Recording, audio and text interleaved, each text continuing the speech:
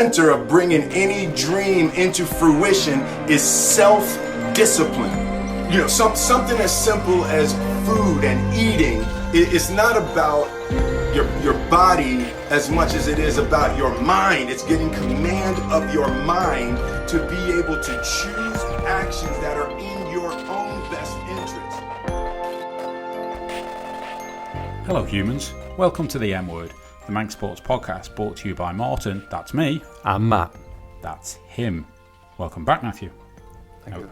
I was going to say thank you for having me, but I'm normally here anyway. Yeah. Much to my wife's annoyance. Hope she's not listening. How are you? Very well, thank you. Yeah, What's good. your report? Nose whiffed today, so quite quiet on my Dog walk. Dog walk for exercise. Nice leisurely Sunday. Right. I haven't got much to report, I don't think. No. I'm alive, can't complain. Actually, I just want to say a thank you, because as we're recording this, the Tom Gandy episode's out, which is probably a while ago now when you're listening to this. We've been getting some great feedback, not only on Tom's, but on podcasts in general, which we much appreciate. We're just doing this as a bit of fun, and just like to thank really everyone their feedback and continue to provide it. It's much appreciated. A quick thank you to Billboards, our sponsor. They do digital advertising. You've seen them on the promenade in town. They're the future of advertising, all digital, all very spanky and new. So get in touch with the boys down there if you want to get your brand out, much like ourselves. They've been really good to us. That's billboards.im, the future of advertising. So Matt, introduction. Yep. Voice ring a bell? Yes, it does. Will Smith, but it doesn't sound like I'm hoping not either way. It doesn't sound like a film or a TV show anyway, so I'm guessing it's a recording of something, but I couldn't tell you where. Yeah, I'll be honest, I'm not sure where it's recorded from either. But Will does quite a lot of motivational bits on all the social feeds actually, but that particular clip talks about discipline, talks about working the mind, and I feel ties in with our guest today, going over his bio. That's certainly when it talks about discipline and improvement, that's the immediate vibe I got off reading the bio of our guest today. So hopefully he'll agree. Let's find out when we chat to him over the next hopefully hour or so. So Orran Smith, thank you for joining us. Welcome. Thanks for having me, guys. No, absolute pleasure. So, are you a come over? Are you Manx? Manx of the Hills? Just Manx. Just Manx, yeah. Okay. So I was interested because Orran's it's not a boring name like Martin. Do you know the background to the name? I think it's like my biological dad's from Northern Ireland, and I think it's a kind of mixture between Aaron and Ori. Okay. Like my mum's from the Isle of Man. Right. So Okay.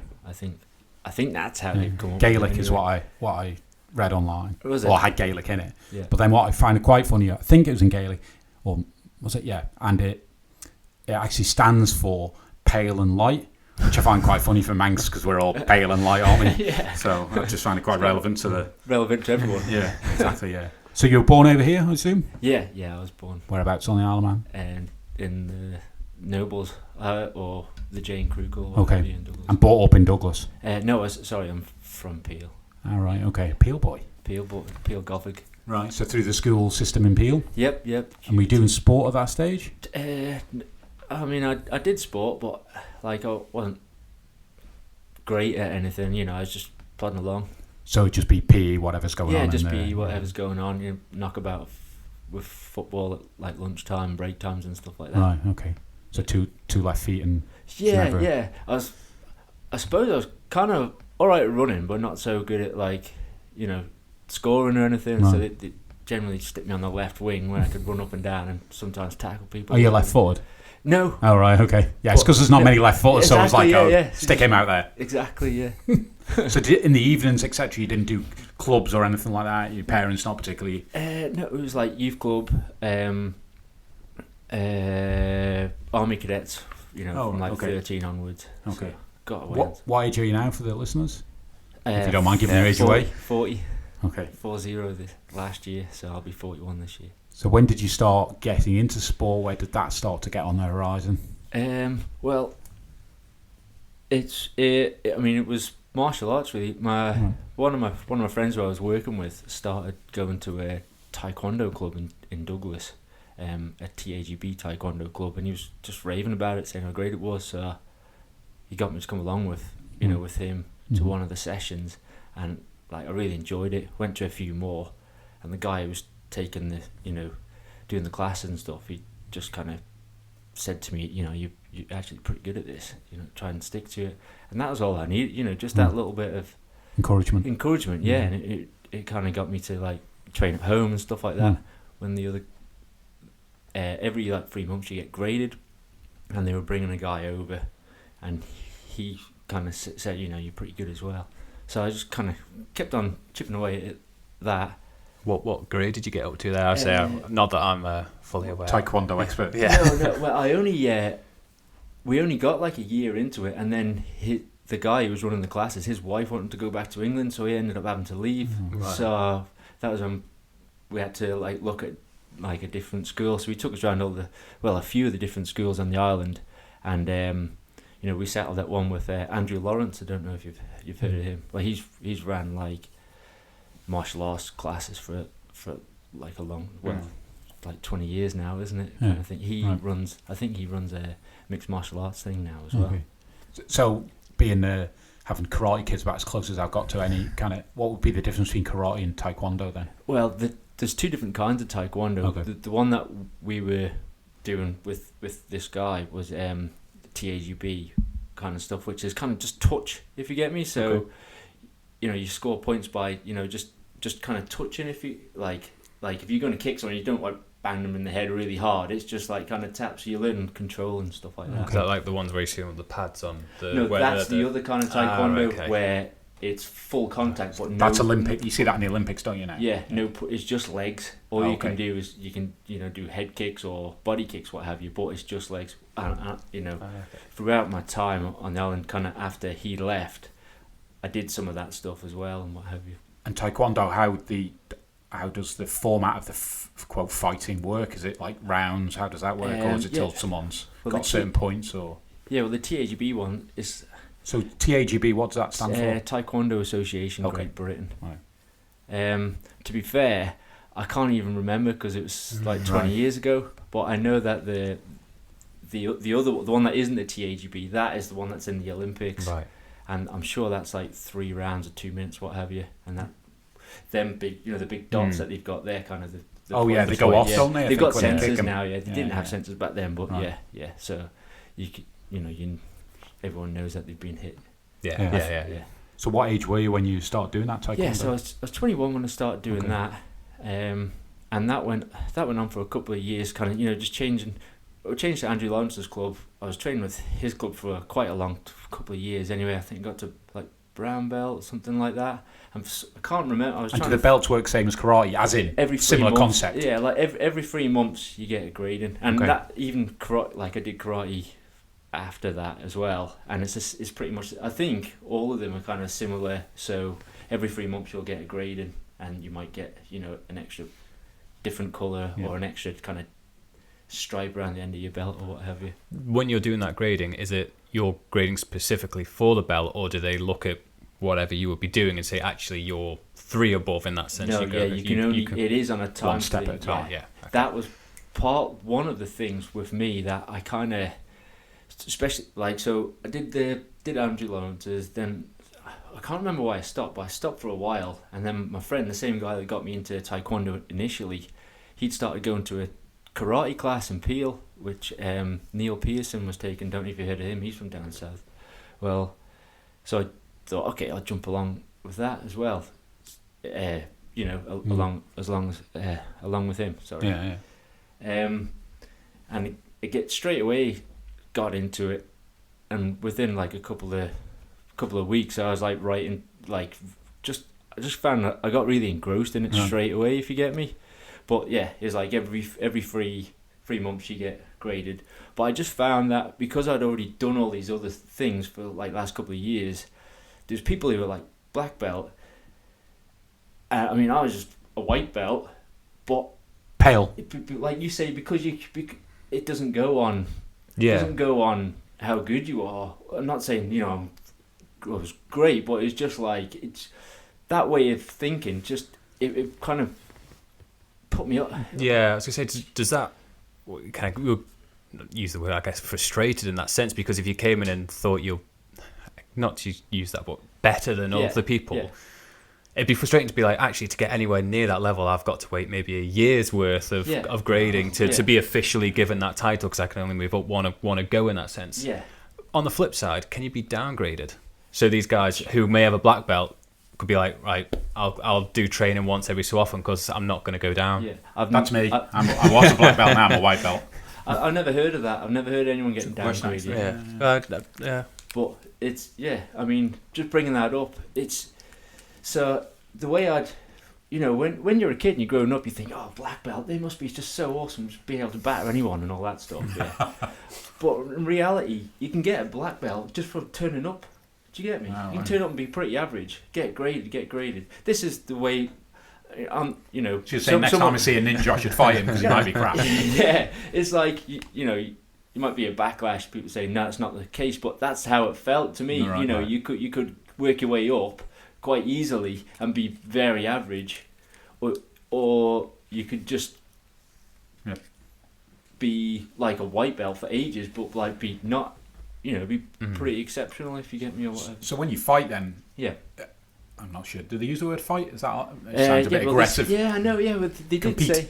Yeah. Do you fight with same belt level people? Is that how it will go? So if you're a brown belt, you tend to fight brown belts. That's from what I can remember. It kind of what I mean in sparring. You just spar with each other and what have you, and that's how you kind of start to figure out. Hang on, what standard you're at. Yeah.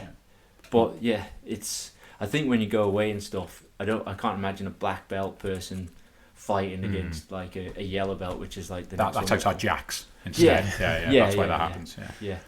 And excuse me, I'm eating one of the. To give a quote to Matty's good wife, who does some exceptional cooking and left some cakes for us. Yeah, I can selfishly plug a bit of Kay's Cakery, guys. Yeah. Make sure on Insta on the gram. So I'm sorry, I was in the middle of eating that when. Guys, so apologies. What was I going to ask about Taekwondo? Oh, no idea. The difference compared to karate. Karate and Taekwondo. Yeah.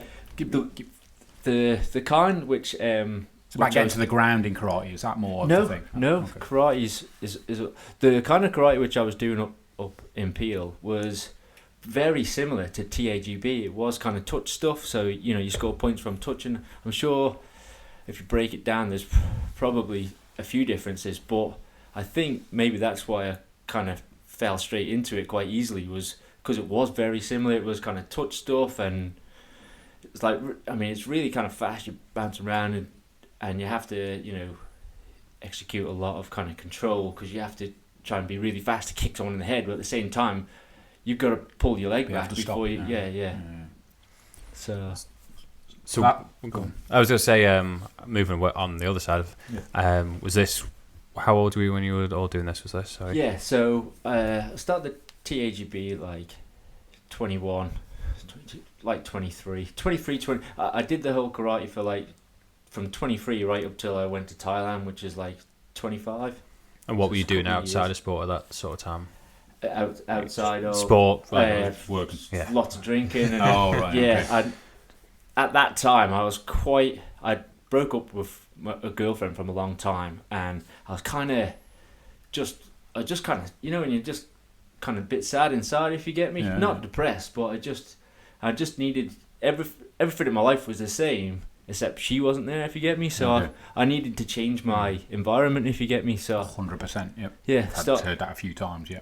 Have you? Yeah. So started saving up, telling my mates, in the pubs, going, I'm going to go to Thailand and do this, blah, blah. No one believed me. No one believed a word I was saying about, doing it all by myself and stuff. And that thought process to go to Thailand, was that based around having done the Taekwondo, etc.? That was, I want to go out there and follow that. Like back then, there was no, like, cage fighting wasn't a massive thing or anything like that, but there was K1, which was on like once a week at silly time of night on Sky or whatever. But I saw a bit of that. There wasn't any YouTube back then either, to be fair. But I saw kind of clips of Thai boxing fights and stuff, and I got onto a website where there was a camp in Chiang Mai where you could go and train. A guy who was training there took this video footage and said, we can do this. We do this. It's like 7,000 baht a month. They teach you everything. You can eat on the camp and all that. I just thought, that looks right up my street. Right. And also the thing, you know, about the belts and stuff is like over there. It's like if you're good, then you're good. If you're not, you know, whatever level you are, and you want to fight, you go in the ring and you fight. And I just thought, right, class, you know. So in 01 you went to Thailand. Yeah. Jacked in your job, I assume, and off you went. Yeah. Like, it took me a while to save up and stuff, getting debts paid off, sell my car and things like that. I mean, I was still doing all that stuff, but I still hadn't booked the flight because you know it's a big step, isn't it? Yeah. But you know, it was something where, like in your heart, you know you got to do it, right? But you really got to kind of wait till your body's. I mean, even back then, I was just waiting for just something inside me to go, right, let's do it. Right. And well, it did come. And was this, let's say, an open-ended ticket or a one-way ticket? Or was it? It was a one-way ticket. Right. Yeah. I planned to go there. In my head, it was like go there, spend a week, kind of, you know, looking around and what have you. Then get to this camp, see how it go. If it goes horribly wrong, then get another flight to bloody Australia and then go and travel around there, or you know, whatever. Yeah. And it was just like I got to get out of this situation where I was just drinking like 4 or 5 times a week. The only thing that was really kind of stable was training, because that was the only thing that I'd just do consistently and felt good about. It's good to have that self-awareness to know that I need to switch my environment here, because a lot of people, I think we're all guilty of it at different times. Yeah, so to have that. So you land in Thailand. Yeah. Go up to the camp. Yeah. And is that all your life is there then? When you, as in, you're absorbed, you train, you eat, you sleep. Oh yeah, the training in that. Was it a shock when you got there? The level, or the intensity. The thing that hit me, like I got there, did a bit of the kind of like backpacking stuff where we kind of went up into the mountains and stuff on a trek, and then once I got back from that, spent a couple of days kind of chatting with these other backpackers, and I just thought, right, I procrastinated. What's the word? I can't. I know. Procrastinated. Yeah. A bit too long. I've got to go to the camp, so I went to the camp, and straight away I saw this guy. He seemed pretty old, like Nook, and he ended up becoming like my main trainer, if you get me. Yeah. And I just walked up and was like, "Is this his camp?" And he just looked at me with this kind of blank look on his face, and he just went, yeah. And then this like English or like Western girl, she was like, "Oh no, this is Nook. He was the Chiang Mai Dragon, etc., etc. Yeah, you're at the camp. He just doesn't speak any English." All right. All right. How was your Thai at this stage? Not very good. Not very good. Yeah. So he goes, "Yeah, follow me," and he kind of just bimbles over. He gives me this skipping rope, and he's going, you skip." And I was like, "Skip." He's going, "Yeah, you skip," and then he walked off. I was like, "Oh, okay." It was just me there. I just turned up at like 3:45, so I start skipping. I was skipping for like 25 minutes. I mean, I knew I had to skip, but not for 25 minutes. Yeah, I never skipped 25 minutes. I was thinking, and then more people. What I later found out is everyone turns up at 4 in the afternoon, and they go out for like a 5k run and come back. Okay. But everyone come back, and they'd all kind of start skipping, shadow boxing, putting the wraps up and things. But he hadn't come back to me and told me to stop skipping.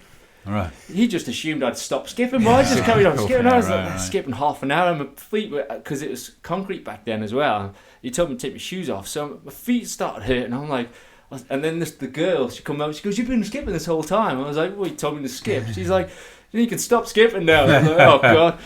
Thinking about booking a flight to Australia. Yeah. Like, I need to get out of here. So how long were you at that camp for? So I was at, I was at the camp for ages. I think that was probably October. Yeah, it was like this beginning of October, to be fair. And I stayed there till the start of our summer, when I kind of so 8 months type of time.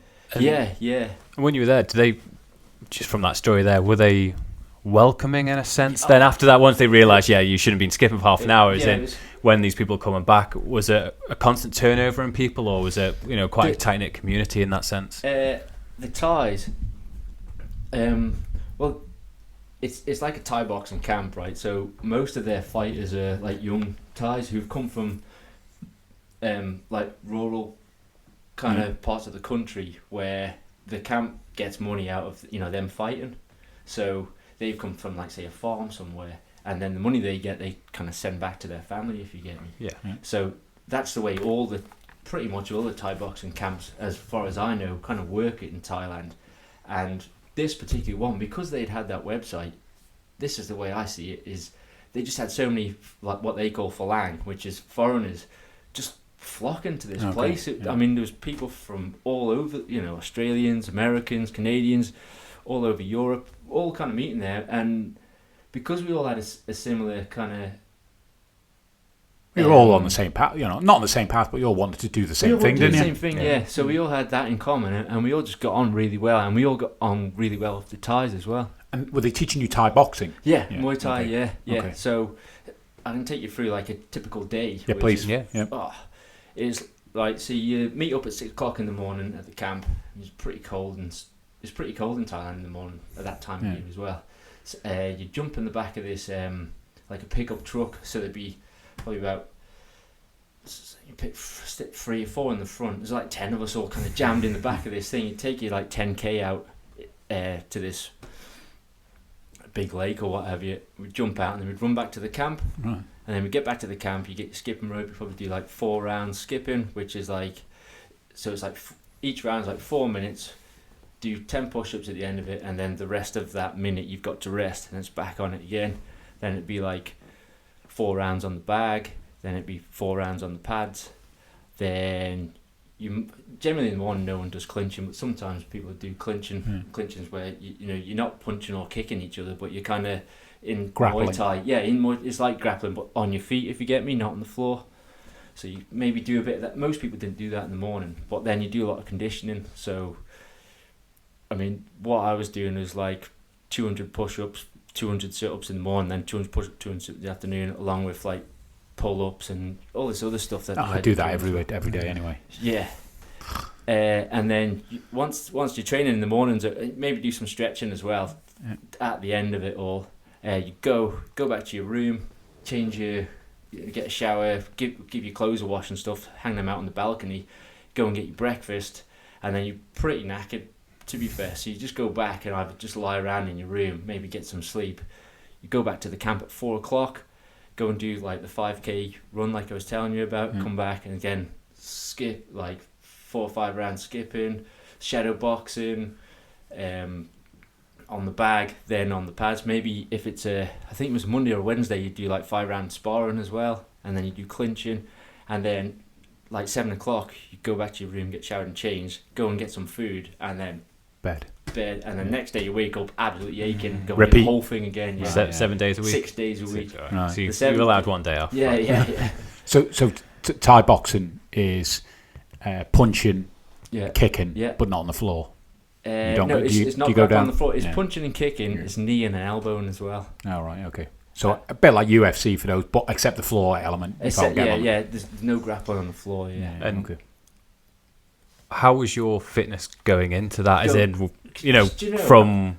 Did you think you were fit before you arrived there? I was so confident. I wasn't, I was nervous about going to the camp, but like deep down, because I'd done kind of all right in all these other martial arts, I thought, you have this kind of dream in your head, like, I'm gonna get in there and do this, and I'm gonna be like, like super fast and stuff. And it's like straight. But by the time I'd done, like, say, the rounds of skipping and the bag work, when Nook had pulled me in to do pads, I was wrecked already. Do you know what I mean? I was punching pads for about a minute, and my arms felt so heavy. And when you're on the pads, the Thai trainers, like, they see your weakness, and instead of just he's a bit weak, they jump straight on it, like they drop it to the ground all the time, trick you, bang you in the head. It's proper, like.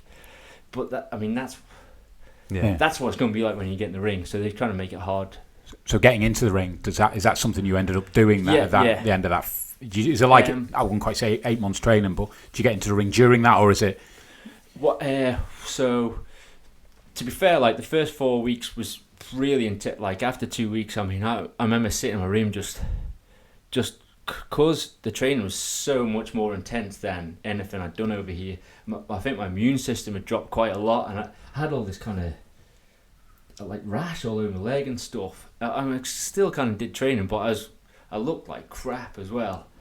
So I was kind of in two minds to keep going or not keep going. I mean, I kept going, and then it did start to get easier. My fitness started to improve, and I kind of got closer with my friends and found out like they were all in the same situation. They all felt the same way, which kind of made me feel better about how I was getting on, if you get me. Yeah, of course.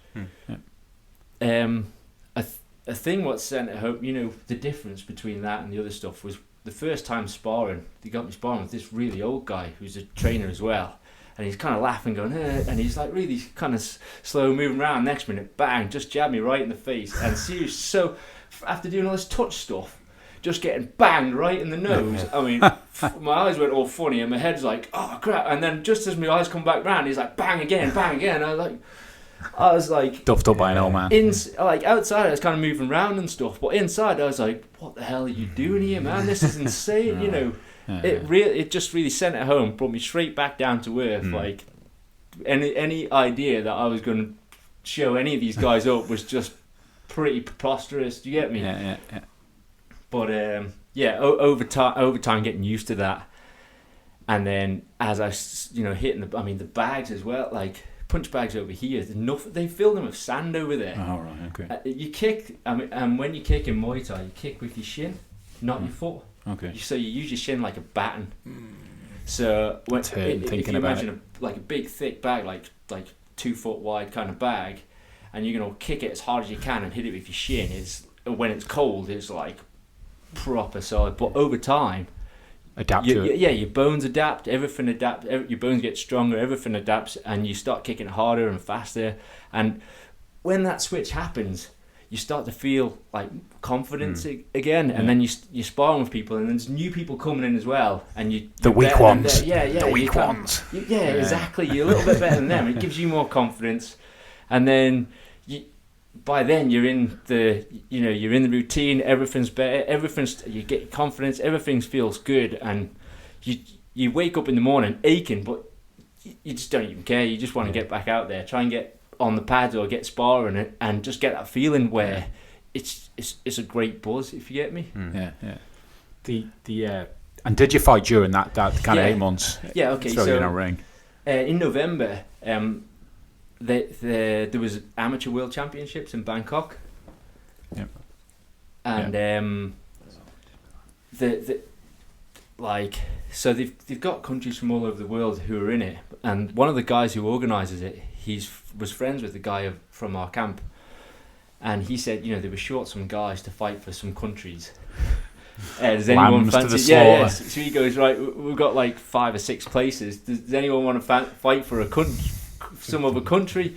And me and my mate were like, well, it's an amateur one, so you got pads on and stuff like that. So we thought it's a good little stepping stone where you're not going to get your head split open and stuff like that. So we thought, oh, yeah, okay, go on then. So I ended up fighting for Iceland,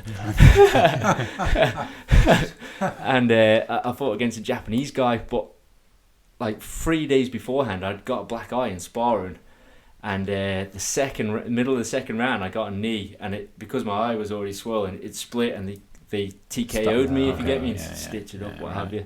But I mean, that was that was an experience. It really was. Is the gamble? They bet a lot on that as well, do they? In the arenas, they do in the proper fights, which I had later on. But in that, I mean, that was televised, and we thought, we just go down. Me and my friend, we went out the night that. The day before that we were going to go, we come back at 2 o'clock in the morning. Felt like we just blinked. Come down, and Andy, the boss, he was like, right, everyone get in to jump in the back of that pickup. 11-hour journey down to Bangkok. Wow. We were hanging, man. It was so bad. The next day, woke up, went to one of the training camps there, and then he realised how bad we actually were, because we'd been kind of partying a lot, even though we'd been learning and getting better. But yeah. It was kind of sent at home, and then we went to sign on, and we just saw how professional all these other, like the USA and stuff, wearing with all these special tracksuits and shit like that, stuff like that. Sorry, it was an experience. It was an experience. Yeah. It was. So when you finished after the 8 months at the camp, what did you come back to the island? Yeah, come back to the island. Okay. And was that a shortage of money? Was that always just you felt you'd done that part of that journey you were on down there? So after that fight in Bangkok, when I TKO'd, lost the fight, but I got a lot of drive from that, if you get me. I thought, I can do this, so I come back and start training harder. Okay. So I had two fights Okay. between then and then coming back. Okay. Where were they? They in Bangkok as well. No, they were in Chiang Mai, but Okay. they were the proper fights, Okay. like, not the. And how did you not the amateur. compete in So them? I got a fight booked for me in January, and I like really trained hard for it. Like, I felt really confident. I was like as confident as you can feel, going into your first fight. But it got cancelled like a few days beforehand. I was like, bollocks. Didn't feel. Felt pretty bad because I put. Part of you feels good because you're like, oh, you got out of it. But another part of you, you haven't really got out of it. For, yeah. So they got me another fight. Trained hard for it. Went in, and before the fight starts, there's a lot of kind of what goes on inside your head. You're talking about motivation and stuff like that. It's not like before you do a race, because you got no idea who you're gonna be fighting.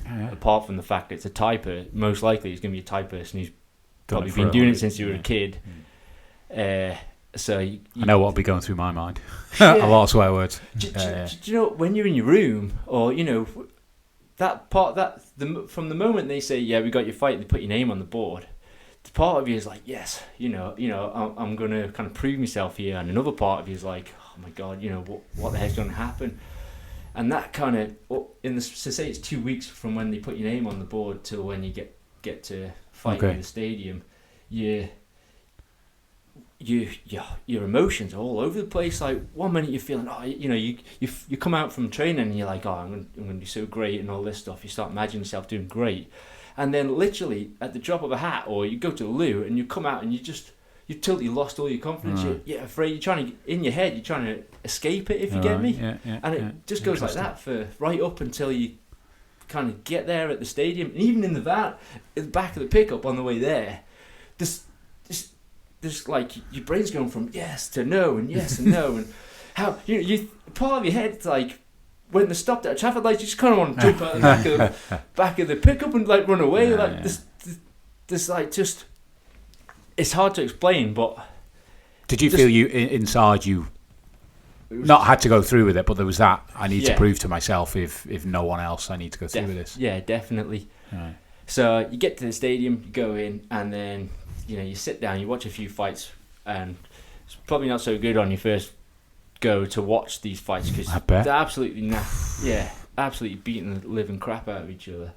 And then they come up and give you this clipboard and you have to sign your name out, and you're like, so you sign it, and it's like, what's that? He's like, oh, just if you die, you can't sue us. You're not going to press any charges. You're like, I'll be dead. Oh yeah, brilliant. Like no one's liable or what have you. But just signing that thing, and then not really signing because you sign it not knowing what it is, and then they explain it to you, and then you've got another 10-15 minutes thinking about what you've just done, and then you go out the back, you get your wraps on and all that, and then you get a rub down, and they use this, like, it's called boxing liniment, and it smells like deep heat, but like really stronger version. And to this day, every time I smell that, it just brings you straight back to there. Interesting. I recently read a book by is it Jordan Belfort, who the Wolf of Wall Street is based on, and he talks about a smell, like he has it in a bottle where he smells it, and he it's initially like, it's like a trigger, and you feel he's filled with like, loads of confidence, and he smells it before he goes into into the boardroom or what have you. And I think that even though they're rubbing it on your body, making your body warm, I'm pretty sure that smell triggers the kind of fighting instinct inside your body, because when you smell it, I literally, every time I smell it, I get goosebumps because it brings the whole vision back to me, if you get me. Hopefully the smell won't appear in here and then you start kicking our ass. Yeah. Hopefully not. So you come back to the Isle of Man. Yep. Did you feel, from when you left to coming back, did you feel a different person when you came back? Yeah, I did. Confidence-wise, because I imagine that's a big experience to go through. It was. I mean, won my first fight. A month and a half, whatever, 2 months later, I had my other one, and I was in my head at the time. I was thinking, I'll just stay here and do this, but the money was running out. I'd got with a girl, and that was kind of progressing as well. And I knew I had to come back, get some money, so I thought, come back for the summer, and then head back over for the winter. Right. So that's what I did. I come back, started working on the marquees, which is Okay. perfect because they're really busy throughout the summer, Yeah, right. and then as it comes to winter, they drop off. I could head back to Thailand again. Okay. So that was the plan. And back out to the same camp then, was Yeah, it? yeah, straight back to the same camp. I think Okay. it's.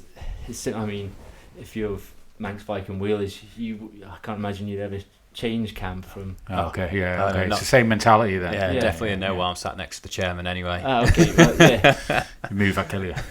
yeah. So I'll set know, him on you. If you yeah. There's a loyalty there, isn't there? Yeah, okay. Yeah, okay. So, and how long did you stay out there after from that? So yeah, So that'd be 2003 then, would that be? Or two? No, yeah, it was. Appreciate it's a while ago now. First, no, it was 2005 and 5 and 6 was the first one, wasn't it? Sorry, Yeah, yeah, 4 and sorry, 5, yeah, you're right. and then yeah, 5 of and course 6 you're right. was the Yeah, second yeah. trip. Yeah. Yeah. The second trip, while I was back here, I decided that I was going to get married to this girl and what have Okay. you. So when I went back there, that was kind of part of the trip as well. I'd speak Yeah. with my parents and things.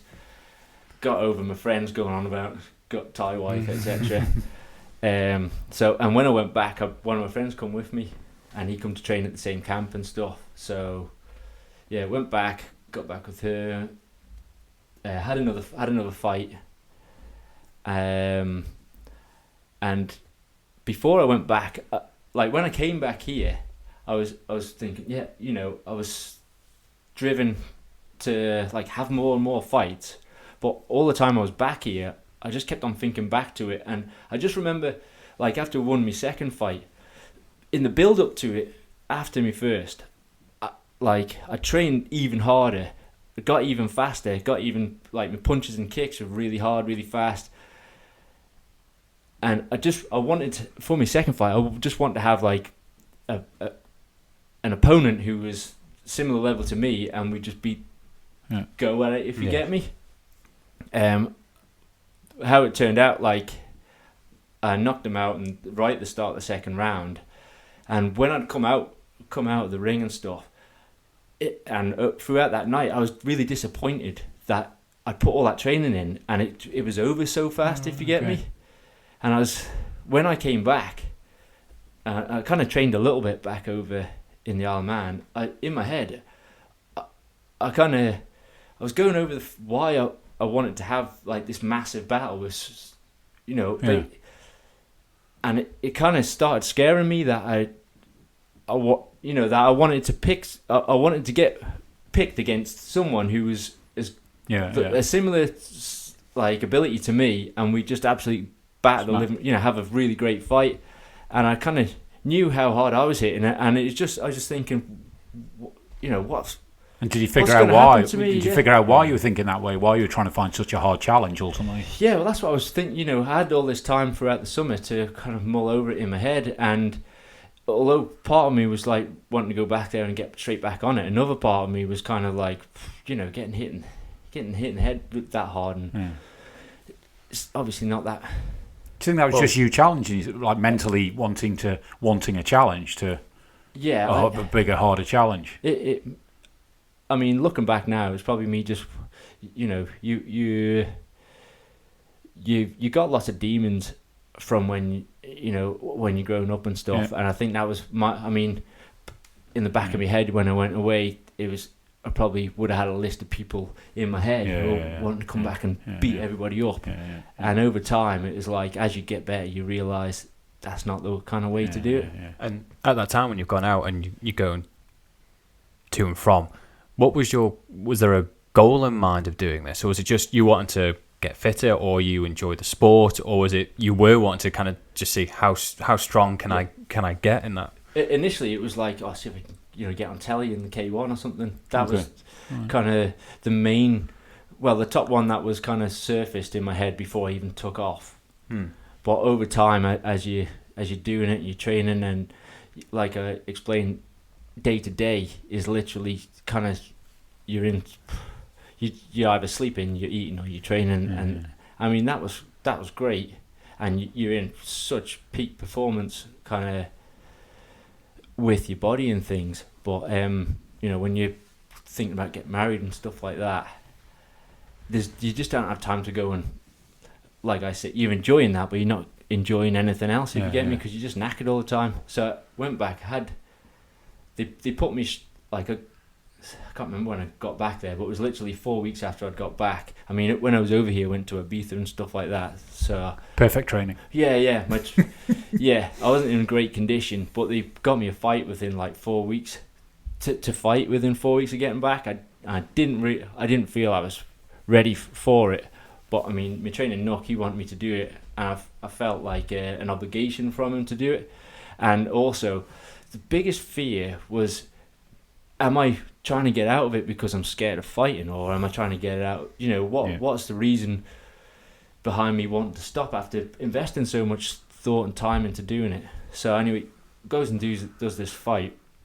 Right, it goes 5 rounds. It was with the guy I fought in the first fight. There's 2 parts of the fight where, like, one, like I was telling you, you know, when you're kicking the bags and it's really hard and stuff. I went to kick him in the waist with everything, and he managed to block it, but he blocked it with the end of his, like, I hit him right on the end of his kneecap. And if you can imagine trying to kick someone as hard as you can with your shin, and your middle of your shin whacks the end. And in my head, because when you're fighting, you don't really feel the pain because all the adrenaline, everything's going. But when I hit the end of his knee, like, I don't know if you ever seen the video clip that was spinning around back then, but there's a guy kick someone, and when he puts his foot back down on the floor, his shin snaps in. And in that split second, I was expecting that to happen. It was that sore. But when I put my foot back on the fan, that didn't happen. But all I wanted to do was just roll around on the floor, like, just clutching my leg. I mean, I stayed up. That was just going on in my head. And there was another part where he'd hit me that hard. Luckily, it was just before the bell had gone. But you know, when you're underwater, everything's going like that. It was like that. And the bell goes. I heard the bell go, and then I started walking to my corner, and all my trainers were over in this other corner. I'm like, why are they over there? And then, as I'm still walking to this corner, it's like all the cogs in like, you know, the cogs in a watch, we're all kind of missed, not touching each other. And then next minute they all went bang, and the sound goes and everything and they were in my corner. I was walking to the neutral corner. Right. He kind of hit me that hard. My bearings had got spin round. So, like, I managed to win that fight, but all that night, I was just thinking about it, how hard I'd got hit, and it wasn't that tough a fight, to be fair.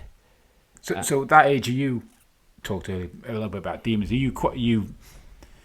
get the impression there's an element of self-awareness there at this stage of why am I doing this? Is this what am I trying to prove and why? And trying to dig in rather than just kind of getting your head down or getting your head kicked in, as the case may be. You're quite aware of. Oh yeah, definitely.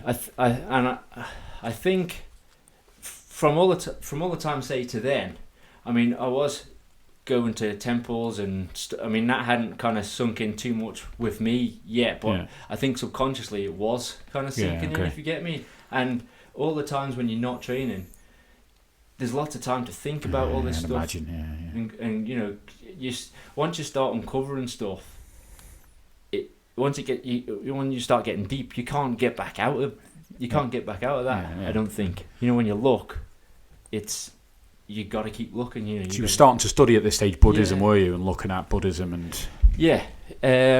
So after which kind of seems like a natural progression, I guess, being down that way. Yeah.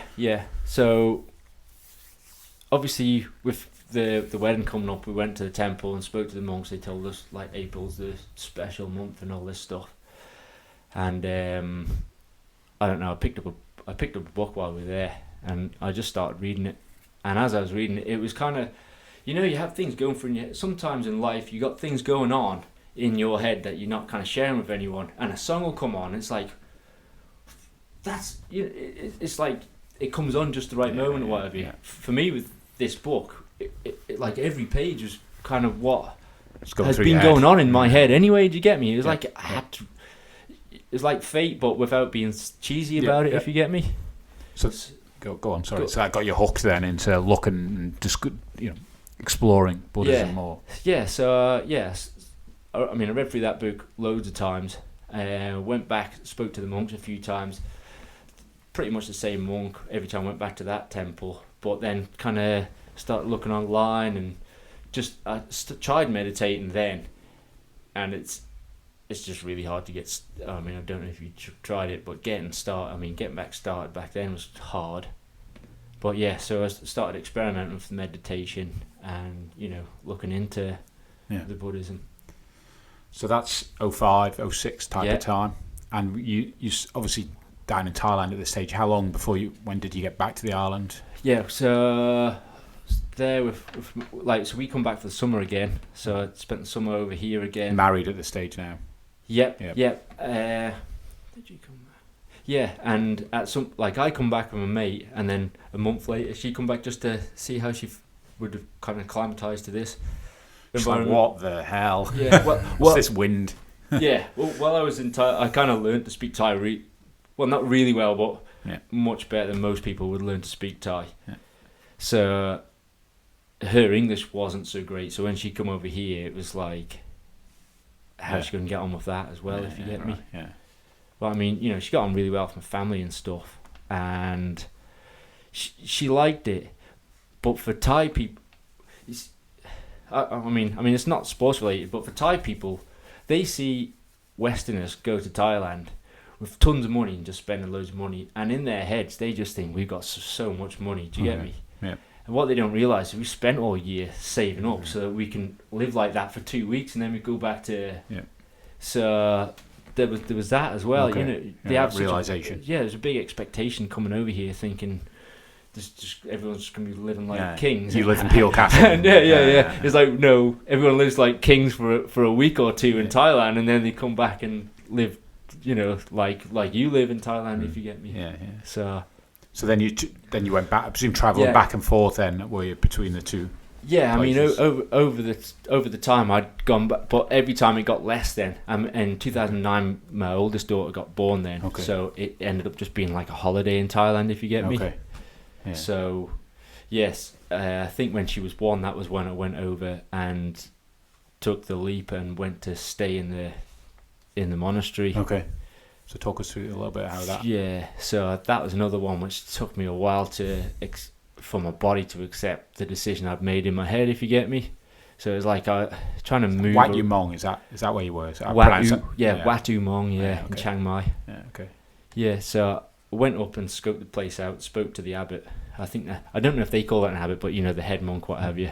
And he was straight away, he had just the way he was and the way he kind of spoke to me is, I don't know, he had like a real calmness about him, and that really attracted me to go back there, if you get me. And he was like, yeah, just come back whenever you want, what have you. Not like I'm saying it, but so many words. And we'll get you started. So he gave me some like white clothes and stuff, and told go away, sort out whatever you want to sort out, and come back and stay for however long you think. Right. So how long were you there for? I was only there for 5 days. Right. Okay. But it was like, I mean, the rate. That's 5 days of meditating, 5 days of. Yeah, it's literally you get your room, which is literally just a square. Like a little kind of. What drove you to go there? Sorry, just to wind back slightly. I need to just try this. Yeah, because I've been reading a lot about Buddhism. I kind of I was meditating a lot, and I just wanted to the silence and just to see what it is, if I could find this, because I've read a lot about understanding things and stuff, but I didn't understand it yet, and I thought going to this temple was going to help me to come to like a realization. I was searching for something, I just didn't it was just a blur in the distance. It was something that I felt like I needed to find. Were you doing more Muay Thai? Had you Muay stopped? Thai. Had you stopped? No. I still trained over here, and when I went back the first week, we stayed on the camp, and I got back to training, and went to Wat Umong. Went back home, went back to training that night. A couple of days later, spoke with the missus, said, are you okay with Mesa and my daughter if I, go back there for the 5 days? And she was like, yeah, you need to do it, what have you. So I just got a taxi there, just turned up. He's like, "Oh, it's you again? Come here, blah blah blah." Right, just go into that room. There was a woman in there, in the room. She just explained to me what walking meditation was, and just went from there. Right. So is that trying to, like, when you're talking about your fights, trying to be able to cope and deal, and I guess that calmness that's embedded in it all. Yeah. When you're talking, well, I'm going to run out the taxi, or I'm not, or I'm going to do this and do not, and that sort of stuff that you've previously been having to try and just block out everything else, and that sort. So that's what you were looking for, that something to help in that sense. Or, yeah, kind of that, but just searching for that blur. What that blur was. What the blur was. Yeah, like what's the get too deep, but what's the point of everything? All right, okay, yeah. And how at the end of that 5 days, I appreciate there is not. I imagine the blur is completely unblur, but did it give you some direction? Do you feel? No, it was completely different than I anticipated it would be, and like you think, oh, you just meditate all day. I mean, I don't know if you try to meditate, but I mean, initially, it's a nightmare. Yeah. So I say a nightmare, and not a nightmare. It's just it's difficult. Yeah. It's very difficult. Yeah. I mean, what typical day there? Get up at 5 o'clock in the morning, go and chant for 2 hours, meditate for an hour, go and clean up for an hour. And they said that vitally important is to be mindful when you're cleaning up. Okay. And later on, recently, it kind of penny drops as to why that is important to be mindful of that. If you get me. I don't. So tell me. Well, it's like being if you imagine your mind is like a garden, right? Okay. And most people, I'd say in the West, they got quite it's overrun with weeds and stuff like that. Mm-hmm.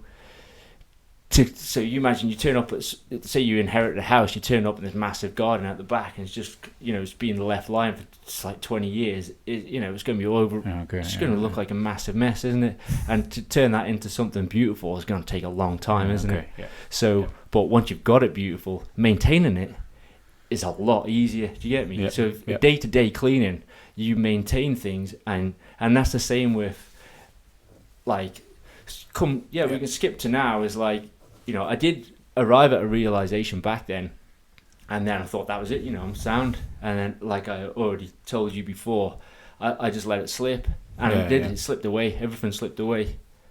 But it's interesting because earlier episode with Mike Cooley, and he talks about mindfulness and that those types of analogies of it's a training exercise that you've got to do daily, and it takes a lot to get fit, the mind fit, and then you've got to keep maintaining it as well. Definitely, it's So, I mean, it's basically an understanding that you have. I can't explain it to you because you have to find it yourself inside. But once you found it, it's not there forever. It's not just gonna. It's not like I found. It's not like you've lost your keys. You found them. You've got hold of them, so they're yours. It's like you say. It's a daily process. You have to cultivate it If you think of your current self, you're not the same person now as you were like yesterday, or something. I know I'm more awesome today than I was yesterday, but aside from that, And your name, David No, I know. Goggins, No, I do know. I know exactly what you mean. It's just it's continuing to build. Isn't it? So say you've cleaned out. You've got your garden. You spent all that time. Now you kind of owe it to your previous self to just maintain it, and maintaining it. It's easy when you do it every day. And I say when you say maintaining, is that through meditation? Yeah, I mean, or practices, or just through your the way you live, day to day. But start the day with meditation. That's a really good help. And do you literally just mean sitting down and finding some stillness? As if for me, for someone that I know, I've not done meditation, and I didn't know whether you see the stereotypical someone sitting down. Yeah. So is it that, or is it? You can sit however you like, and there's I don't know any research that says you have to sit the way the Buddha sits but for me, I find it difficult to sit like that. But for me, I think there's a reason why he is sitting like that. Do you get me? Mm-hmm. To me, so I sit like that. I sit through. It's not really that uncomfortable anymore. The more you kind of do it, but sit. breathe, find the calmness, and then you can view your thoughts as it's like two things going on there. The thought pattern, which is always going on, but it's hard to explain, but you can see them, and you can see them as they happen. And for it, like lots of people throughout their day, everyone gets lots of negative thoughts, especially when you go on Facebook and stuff, and it'll be a subconscious thing, and lots of people are just stuck in all this negative subconscious thing that's going over, but because they're not controlling they're not viewing themselves, so they don't even see that they're being negative in so many aspects of their life. But if you sit in the morning, you meditate, and you find that throughout the day, you can see it, and you can keep check of it. You're like you can, and then push it away almost in your head, just not really push it away, just go, you're doing it, and then it'll and someone will say something negative to you, and I don't know if you realise, but throughout the next few hours, you'll probably go back to what they said to you, and it'll niggle away at you. But when you meditate, you keep taking care of your garden. I don't know. It's just say your garden. Yeah. It's you keep check of it, and it goes away really fast, and you populate the joy in yourself from thinking about the positive things, and on a daily process, it's easy, and you kind of walk around much more kind of joyous. It's really interesting. I mean, ultimately it's not coincidence you're in here, but a couple of episodes ago now we spoke to Mike Cooley. I don't know if you've come across Mike. No, I know about him. Yeah, and he talks exactly like that. I've been on Mike's courses, so I'm certainly nowhere near an expert, but the things you describe there are things from just my own research and that course that I'm right on the edge of just kind of trying to understand that, but it ties in nicely. So tie in with listening to our podcast. Go back and have a listen to Mike's one, because it ties in, and it's just coincidence we're ultimately talking about that, and that's an interest of Orran's. So back to the Isle of Man. Yep. Things kind of maybe fall off the rails a little bit when you come back to the island. In the sense of you're fighting then, etc. Or not keeping fit, etc. That kind of rails, I meant, in the sense of not you burning down buildings. No, after I got back, I kept on meditating. I mean, I got right into it at this point, and I did eventually found what I was. I found something anyway, and then the next day I kind of meditated less and less, and for some part of me just thought, I don't have to do this anymore. I've solved the equation or what have you, and then that was when slowly over time you kind of start eating meat, basically everything else. So you were a veggie while you were in Thailand primarily. I just kind of stopped maintaining the garden. Yeah, the garden in my mind, right? And just. And you noticed at some stage, I assume this again, we'll call it a spiral of. I was holding my daughter, and I looked in the mirror, and I just looked at this kind of, in my mind, just like fat, sweaty, lazy dude, and I was looking at her and think all the kind of hopes and dreams I had for her, and all the love I had for her, and just when I looked up and saw me, I thought, what's she going to think of me? Right. And that was when the kind of penny dropped. I thought, I worked so hard. To kind of solve all my problems, and then just thought that was it. I don't think there's ever a game over. I don't think there's ever a solvent point, is there? It's always about developing there's and growing. There's no finish line. Yeah. So just started running. Started training. Never historically run before, particularly before that. No, just like people locally will know you from running. No, not racing. No, I kind of just would run just to keep fit, if you get me. So I started training again. My brother jumped on training. This is 2013. So we spent a couple of hours in the gym every day and doing running, and we built up from there. So that was like pretty much a whole year where we trained together. Okay. Not competing, just getting fit. Getting fit. And did you start going back to doing a bit of meditating, picking up let's call them the better habits? Yes. The eating, whatever that might be. I mean, I kind of didn't turn back to a veggie back then. Just like lots of training, lots of eating, much more healthier, running and stuff, and just starting to feel more positive about everything. You're working on the Isle of Man at this stage. I assume? Where were you working? Robinson's. Okay. Delivery driver. Yeah. Okay. And then into 14, you started looking at doing a bit of mountain biking. Yeah. In 2014, I decided I was going to do the Ramsey Half Marathon, so I kind of started building my training to that, and I hurt my lower back, and my friend lent me his mountain bike just so I could keep ticking over, and that was why I kind of started getting into mountain biking, because I went out for a bunch of rides on my bike, and then one of my friends for Peel is into mountain biking, so I went out with him, and he was like, "You're pretty good at, So then, even though I was planning on doing the running, I kind of started getting a bit of a buzz for the mountain biking, that was...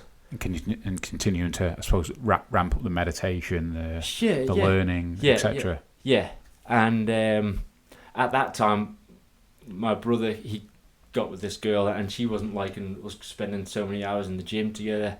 So it was kind of perfect the way he was wanting to go that way, and I was wanting. So I didn't go to the gym anymore. It was just getting out on the bike all the time.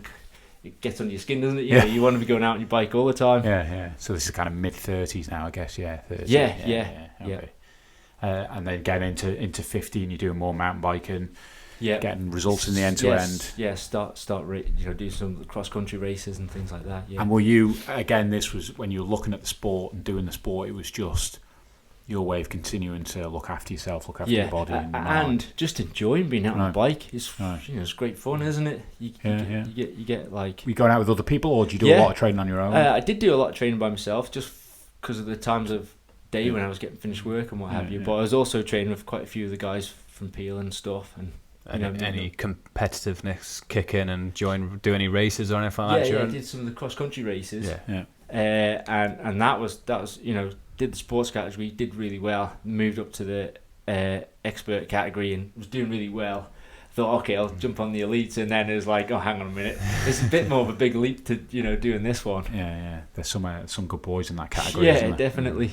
I'd imagine, just listening to your story so far, though, you are naturally competitive, I would guess. Yeah, I think that's a big reason why I was kind of holding, that whole year when I was training from brother, I was really kind of holding myself back from getting involved in any kind of races, just because I kind of, part of me just knew what I was going to be in. Jump in 2 feet type of. Yeah. That's not a bad thing, though. No. Maybe it's just not what you wanted at that stage. Maybe it's my body's just going, oh, not again. Yeah, I don't. Here we go again. You're not going to get kicked in the head this time. Exactly. Yeah.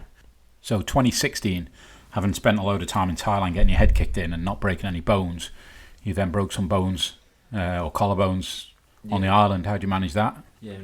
Not fighting, hopefully. No, just went out on a mountain bike. Planned to do like 20 miles, what have you. Starting to build mileage up as we start to progress into the year.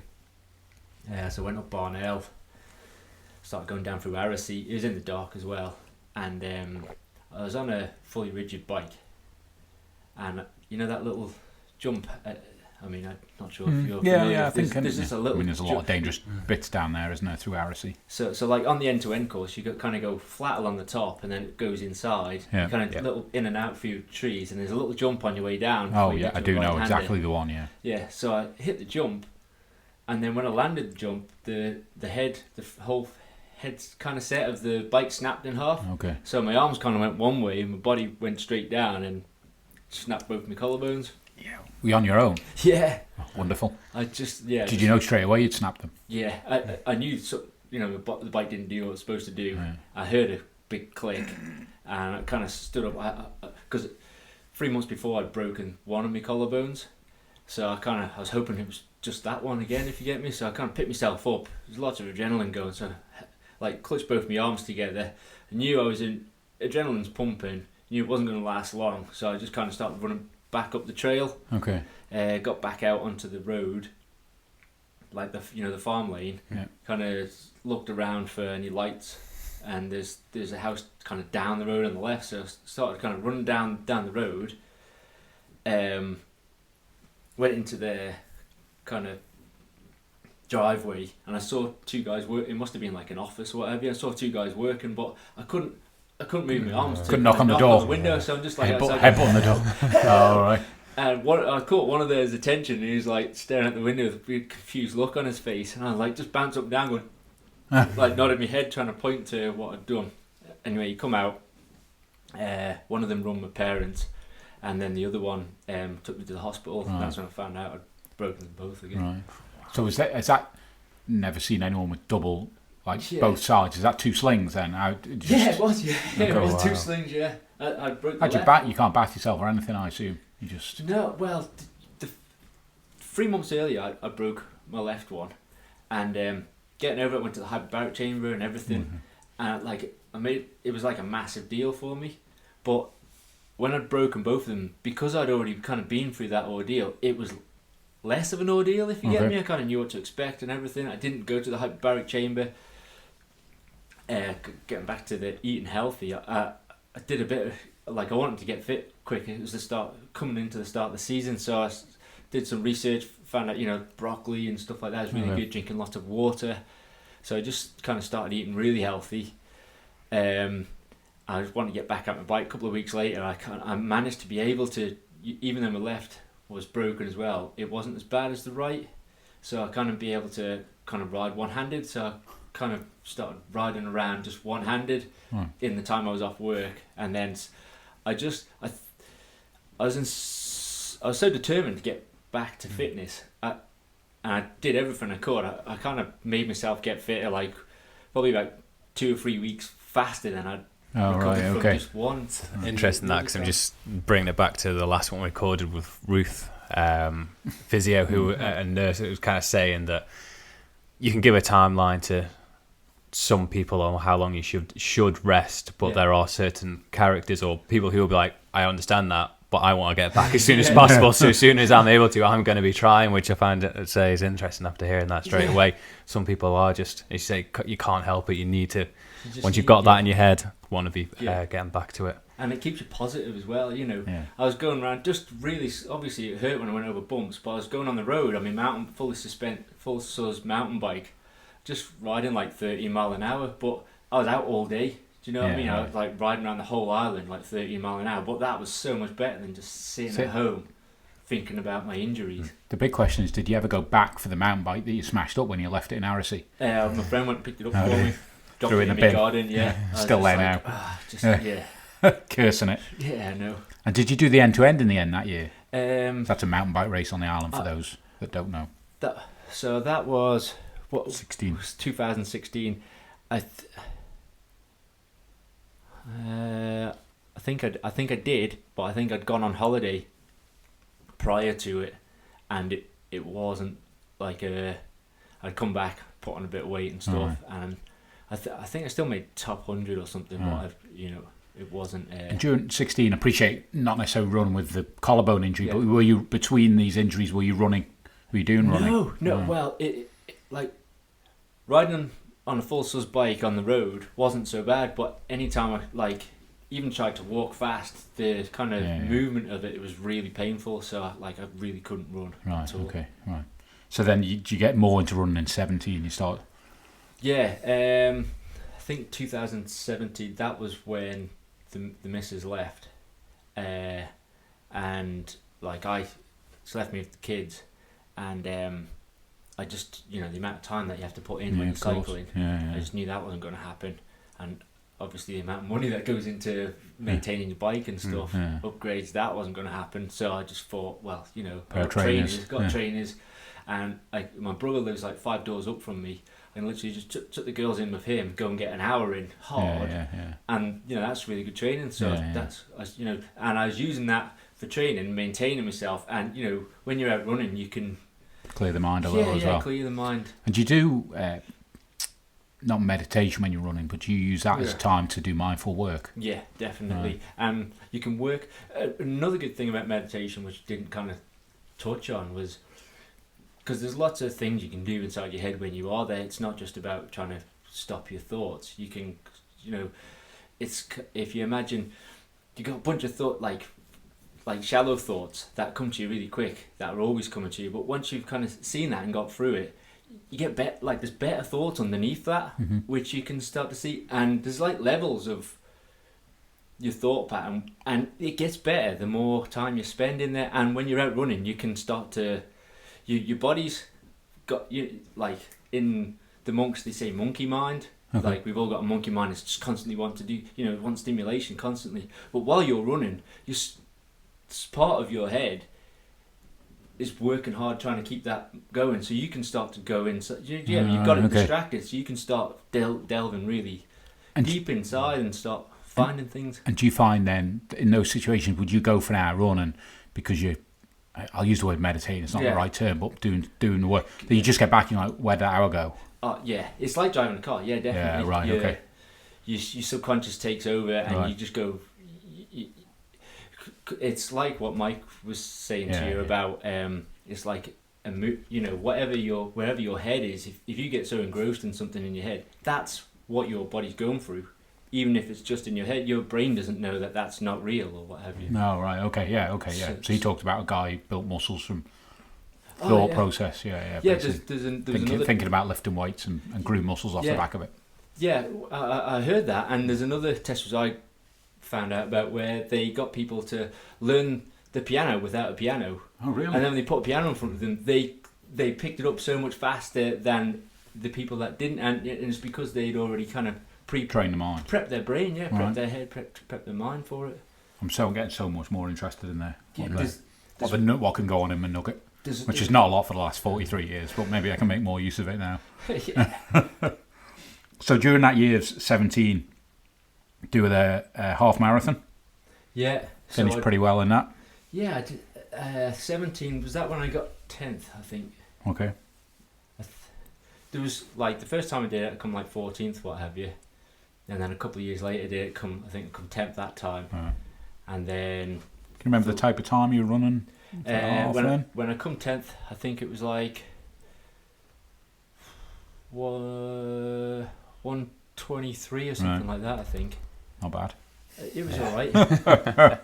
Then the year after I did it, come third, that was like 120 or something. Okay. I got 120 twice. And then you were getting competitive then? After that year, once everything had kind of the dust had settled, I was in a nice routine with the kids and everything. So we go in 2018. Yeah. Yeah, into 2018. 18, yeah.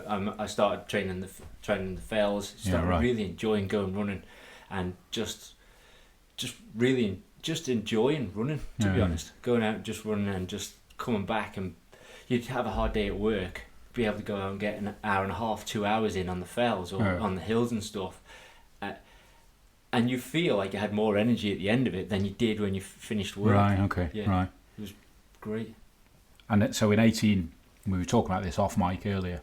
Yeah. You're starting I presume you're researching a lot around how to get fitter, how to train, how to train yourself. You start introducing slow running into your training technique. Yeah, so, I started listening to the podcast, which is The Science of Ultra. And, it's been going for a long time, so they've had a lot of guests on stuff. So I kind of basically, because I'm a delivery driver, just zoning in on that, 3 hours a day, just every time I jump back in the van, just press play again and just listen to all the episodes over and over and over again. And then also you find out about books that you can read, and again, it's good to read books, but it's also when you're driving, you can bang the audio book on, and it just started to get absorbed by it and start to think, I'm pretty good at running now, and I think I can get much better. So that was when I started the slow run. Yeah. Everything was pointing towards it. What's involved in that, apart from obviously running slowly? Some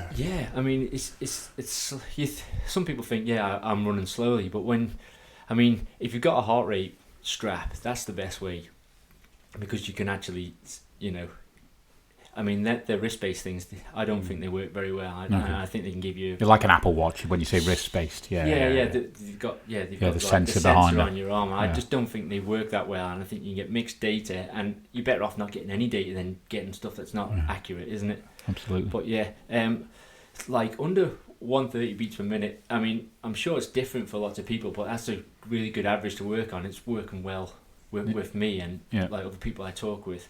So whatever pace you run at, keeping it between like 120, 130 beats per minute, it might be 14-minute miles, or it might be 8-minute miles, could be 7-minute miles, and just literally just slowly over time, doing your slow running, building it up. Maybe you can mix some intervals in every now and then, but it's really just like spending lots of time running slowly. Right. Okay. Why? What's that doing? I mean, your body adapts over the time. It's got a chance to, like, your bones got a chance to kind of get a bit stronger from the pounding. Your whole body makes just minute Adaptations. Yeah, adaptations over time, and because you're not fatiguing yourself so much every day, running this slow, you don't really fatigue yourself. And train more. Yeah, so you can build the mileage up, and your mitochondria in your muscles, just you basically get more mitochondria, which is a lot more economical for burning fuel. You start to burn fats more instead of just, if you go out hammering it all the time, you're basically just going into carbs all the time, because as soon as your heart rate gets above a certain level, your body can't break the fats down fast enough to use them. Whereas when you're doing all this slow run, you build mitochondria up, your body's burning the fats. It's burning its glycogen. There's a lot. It's basically using all the fuel sources it can, and it's because you run at such a slow rate, it can use what it needs when it needs. Okay. And then when you start running fast, them adaptations help you to keep running fast. Okay. And I suppose you need an element of say patience about it, because instinct, definitely. certainly as an athlete, I use the word athlete very loosely throughout my life, to train slower, it's just totally against instinct. Initially it's so hard. I mean, think of those Strava times going up and everyone looking at it. Like at the start of this year, I broke it down even more, and like really slowly built up everything. And all throughout this year, even throughout the races in between, I mean, I did the No Rest for the Wicked. So it was racing every day for 6 days. But every morning I still go out and do my slow run, because I was so worried that doing all the fast stuff was going to have an adverse effect. So every day I kind of counted that with the slow run. After New York, did a bunch of really short, fast races. And even me, with the amount of slow running that I'd done, because I thought, right, okay, I've done that. I've got 3 months before January, what have you. I'll just bang all these races in, and then I'll start my slow running again. So I started doing all these fast races without my slow running, and slowly throughout the time, my heart rate starts creeping up in all the races. Right. So instead of averaging say 170 in a 6 mile race or what have you, it was going up 180. I mean, I did the Ramsey Fireman's run the week after I got back from New York. I mean, granted, there's probably a bit of fatigue in there as well, but in that 5 mile race, I was 188 average heart rate. I mean, throughout the whole year, I'd climb a hill as fast as I could. I'd never get up to 188. Right. Yeah. So all my races from there, they were all in the 180s. And even though I'd done all that slow training, it comes, the more fast stuff you do without doing the slow stuff, your economy just kind of gets worse. So okay. So through that, it's interesting stuff. Through that 18, you won the Manx Mountain Marathon as well as 18. Yep. So going into that, I use the word favourite. Were you in your mind, talk about the mind, but did you feel you were in a position to win it? Was that something on your radar, or no? To be fair, going into that, I mean, I had trained really hard for it, but I mean, this was my first ultra. I think it was my first marathon, let alone ultra marathon. I picked up an injury in my heel, so I couldn't really train as well as I'd like to and stuff. I basically went into it to finish. I knew a few of the guys I knew one person for sure, Ben Scott, who had won it in the past. I saw him there and I thought, well, he's got this. Someone had told me there was a guy coming over from England, from the Lakes, who's a big favourite. So I just thought, if I can get top 10, whatever. But the main goal was just to finish it. And obviously it went well. Yeah, it went. Yeah, at the start we took off at this. In your head you think we've got a long way to go and stuff. But we took off at quite an easy, not an easy pace, but I was maintaining, staying close to Ben. Get up north, climb North Barul. I was kind of managing it all right. I just thought he knows where he's going. I'll stick with him, see how long I get. If I get to St. John's, I start dropping off. You know, it's a lesson learned, isn't it? So I just sticking with him along the ridge, dropped down, went up Snaefell, back down. On the way up Snaefell, I got talking to him.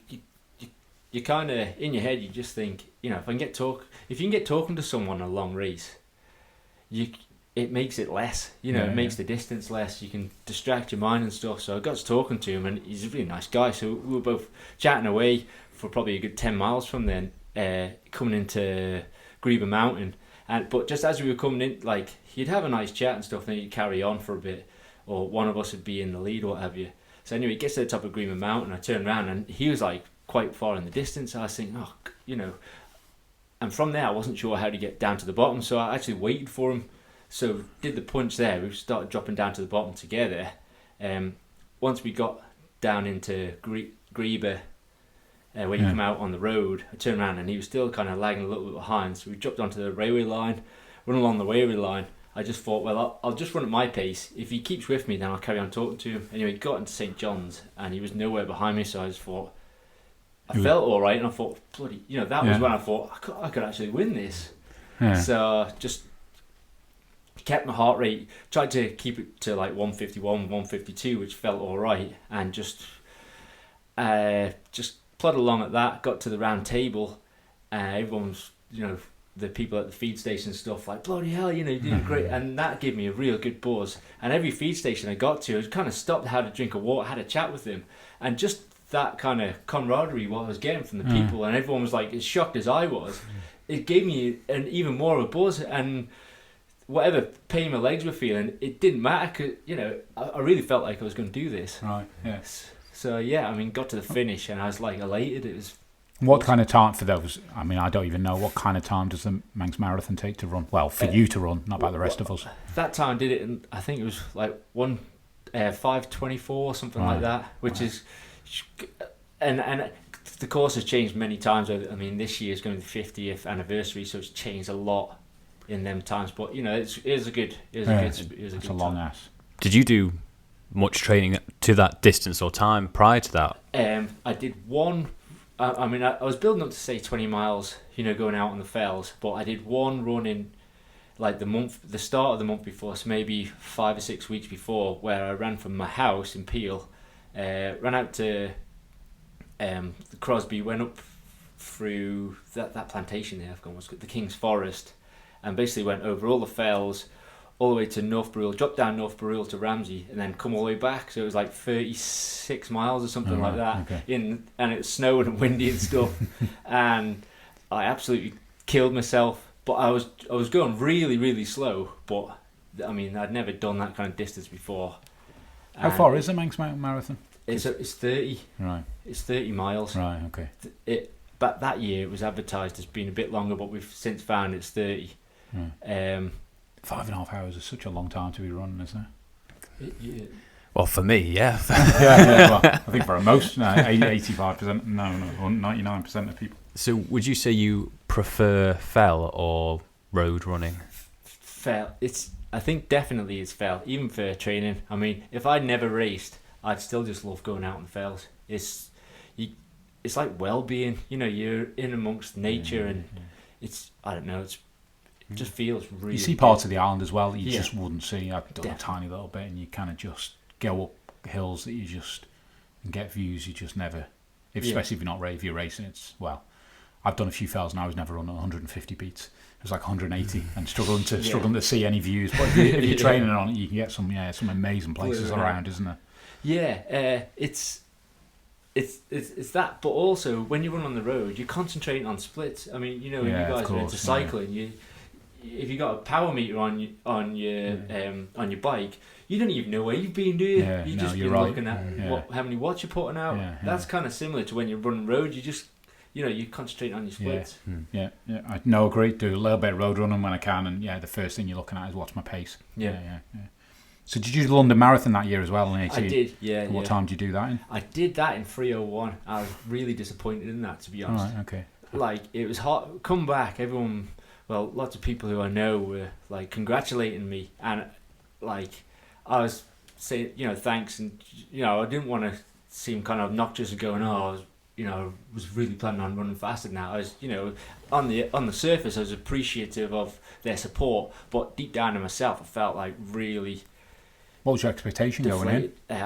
I was hoping to get like, say, 2:45, something like that, and I was running at that pace, and it was the year everyone goes on about. Well, lots of people say that it was really hot that year, and the people who I'm kind of close to, who are, I tell that I was disappointed. I told I was disappointed. They'd say, yeah, it was really hot. Everyone had a bad year that year, what have you. Yeah. But like internally for me, I was really disappointed because the amount of kind of weight I put on that race. Yeah, and going through that, you're saying when you're running, you're always looking at your splits, and that's was there any point when you're going through that, saying, yeah, I'm behind, and then I guess the playing on your mind against what you're trying to train yourself of not paying attention to what's going on, but at the same time, every time you're looking down at your watch, it's telling you, hang on, you're behind your goal, should we say. Yeah. It's that play on your mind at that point, or... Yeah, in the race, like I started off, because it was my first go, I was kind of in the pack, I wasn't at the front or anything, so I had to work harder to kind of get, I was nowhere near the front, but I had to work harder to get in a group that was at a similar pace. Right. In fact, by the time it took me however many minutes to get to a pace, I was just always never going to catch up with him, if you get me. Yeah, of course. So like you say, I'm kind of trying to catch up with something that's I'm never going to catch up with. But I got on pace. I was running pace quite well for probably after halfway. I think it got to about 18, 19 miles, and the legs started twitching like they were cramping up. And I'm thinking, this is way too early for this to be happening. My mouth just was dry. Like I was drinking the water, but my mouth was just like really dry. So there's all these little things that were going on in which was like this race which I built up to is starting to kind of fall apart on me, if you get me. Yeah. So you're having a battle in your mind. Yeah, there's a battle in the mind. There's the legs kind of just wanting to stop, and I'm like, you start thinking, I've been through kind of so much in the past. I can push through it, but I mean, trying to push through cramp is. It's hard, isn't it? So, and the worst, it felt like there's no escape, because in the London Marathon, it's wall-to-wall people left and right. There's no way you can just go, I just need to stop and take a minute. And it got to the point where, I don't know, 24, 25 miles, where I just couldn't keep running anymore, couldn't even keep running slow. I had to kind of stop and try and clean my legs. Every time you stop, people are going, you can do it, you're nearly there, 2 miles, and you're like, yeah, I know I can do it. I just need, I need a few minutes out here. But so because they're kind of willing you on, you feel like you got to keep pushing. It is a nightmare. I had a really bad race. Oh. And that same year as well, which I noticed when I was reading on the results, you did a 20-mile vet race on the Isle of Man. Yeah. In 2 hours. Yeah. And 46, and did it in exactly 2 hours and 0.46. Yeah. Just generally speaking, how annoyed are you that you didn't dip for the line and get under 2 hours? That was the first thing that jumped out, half a second away from under 2 hours. Yeah, trying to get around that last lap. I mean, I gave it everything, but it was just like, it's never going to happen. But you won that, didn't you? Yeah, you did. Yeah, I won. So, based on that, if you think in your mind, like, it's only an extra 6 miles. Yeah. It took me an extra hour to. Did you get me? Yeah, so of course. Looking at that, from that point of view, you can see why I was kind of really disappointed. And the Lakes race you did as well that year. Yeah. So what's involved in that? Sounds like hell. Apart from that. I mean, that come about. Growing up, 2 doors down from me was one of my good friends, Michael Gregory. We grew up together, living on the same estate. He went in the army when we were like 18, 19, whatever, so I hadn't seen him. But he got into doing tries and stuff, and because I'm on Strava, he was on Strava, we kind of just seeing each other. I was seeing that he's going out, I was cycling, he was cycling, I was running, we kind of, many years later, not even seeing each other, but like chatting through Strava, through kind of sport. So it come around to 2018, he just sent me a link to that website. He's going, here, how'd you fancy this? I was like, yeah, okay. If you fancy it, and he's calling each other's bluff. Yeah. He'd only ever all his stuff was cycling. I mean, I know he's doing like triathlons and stuff, but I mean, basic training is just literally cycling. So I was like, yeah, if you're up for it. He's going, no, hang on. I didn't even think about doing it. I was like, well, I'll do it if you do it. He's going, okay, well, if you push the envelope, then yeah, okay. And I'm like, right, sound. So that was kind of how that kind of got going. So after London, started training again for this, started doing more distance, 4-hour runs up in the mountain and stuff like that. And, getting confident, but at the same time realising that, this distance is a lot further than, like, the biggest I'd done was, like, say, 25 miles. And this Lakes and Days, like 13,000 foot of climbing. And most of that is in the first 30 miles. Okay. And then after that is you kind of low. You're still doing like climbing up hills, but there's nothing like mountains and stuff. So I knew what I was letting myself in for. What distance is it? 50 miles. Right. So it's is it one day? In one day? Yeah. It's basically from like the northernmost point of the lakes to the hence southernmost the name of point. it, Lakes in the Day. Yeah. Okay. So, I thought it was every few days for some reason. I don't know why. No, Well, it'll probably take me a few days. That's why I think it would be over a few days. Well, probably. You could enjoy it in a few days. So, fly over, go up and meet Mike, who he actually lives in Lakes now. So, met him again. That was quite surreal. Hadn't seen him really since I was like 18, what have you. I'm 40 now.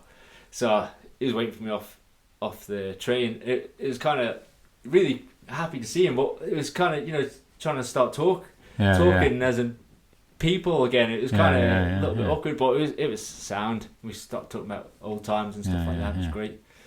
And after you'd done the lakes, were you happy with? Did you just go with the mindset of I just want to get around this, or did you have some? It was just to finish in my mind. We'd planned to. I put on Facebook to my friends, if you want to follow me, because obviously there's a GPS and that, we're going to try and do this in under 12 hours. So we saw the forecast for the next day. It was proper horrendous. So a little part of you is kind of hoping they're going to cancel it, but you kind of know they're not. And really, most of you's hoping they don't, if you get me, because you've built up to it and what have you. So the next one, going up in the coast to the start, kind of just talking about game plan, how we're going to do it. I mean, he's been in the army for a long time, so I just thought I'd let him do all the map reading, and he lives in the lakes. He'd been out on other recce's. I thought, I'll just go at his pace, because I'm the fell runner, he's the cyclist. It should be all right for me. It didn't quite transpire that way, no. So we stuck together quite well from the start.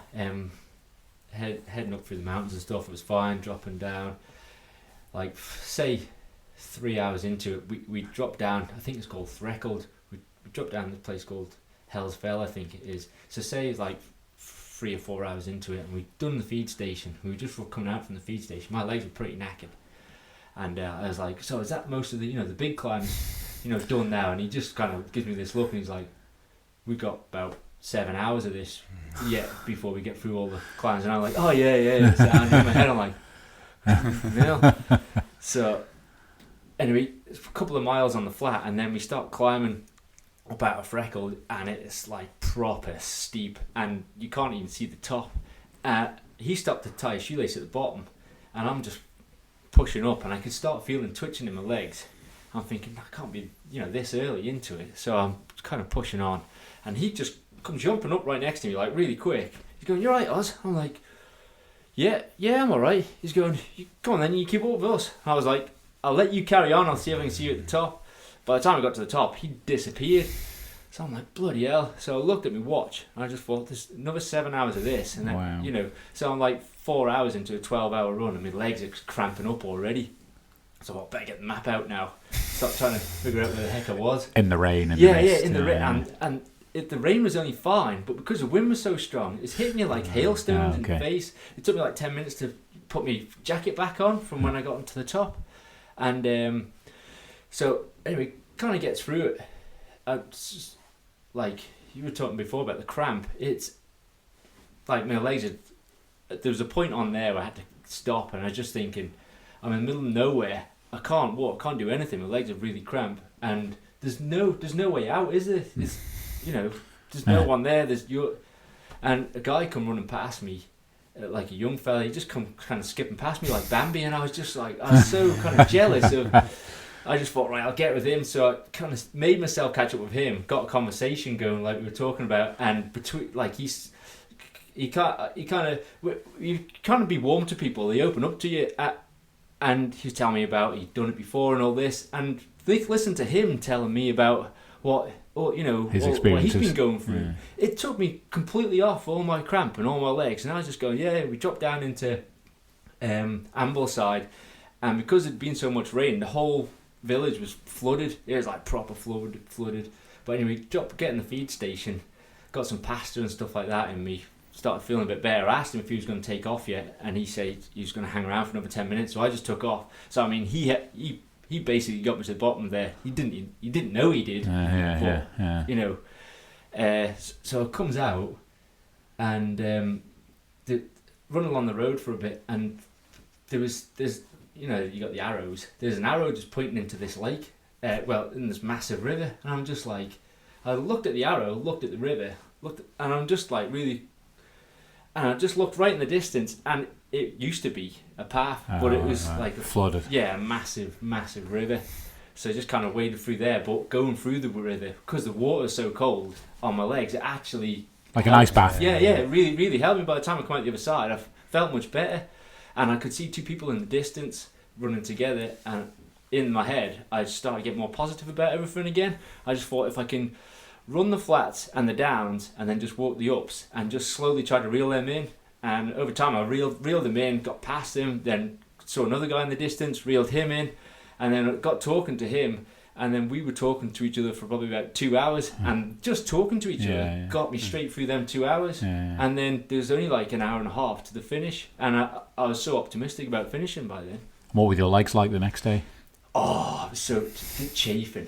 Oh my god! Just when you're in the race, you don't realise how much you get home, and it's just like proper raw down the thighs, rash, big time. And my mate Mike, he comes second in that race. All right. So he's the guy who's not the fell runner, ends up coming second and the army in him.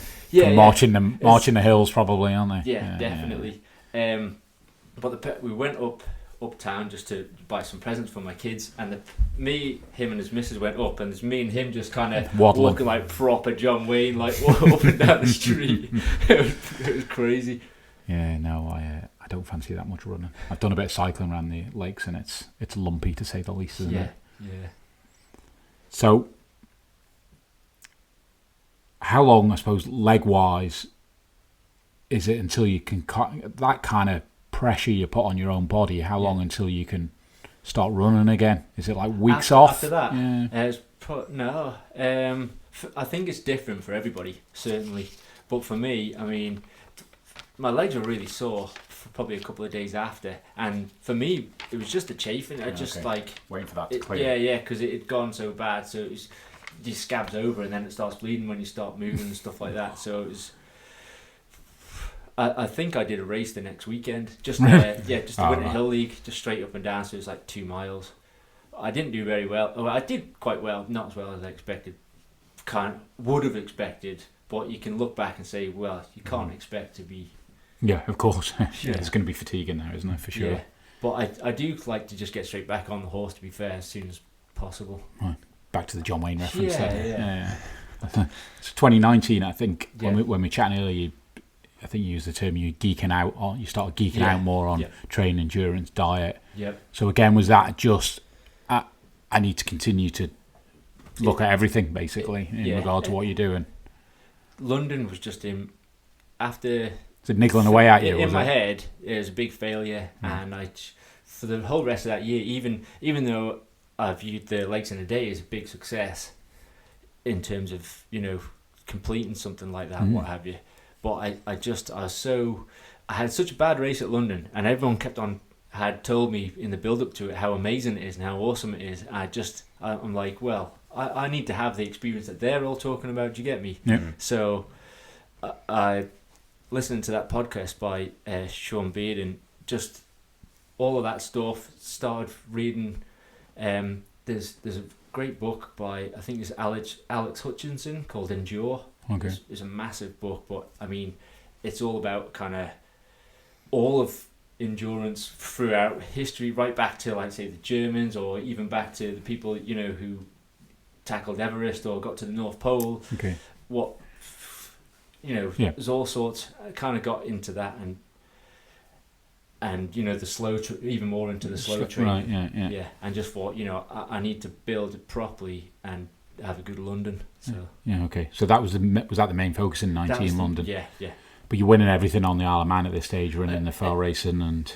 Yeah. The first race in the fell league, I didn't win that. Ben Coker won that. He had a really great race.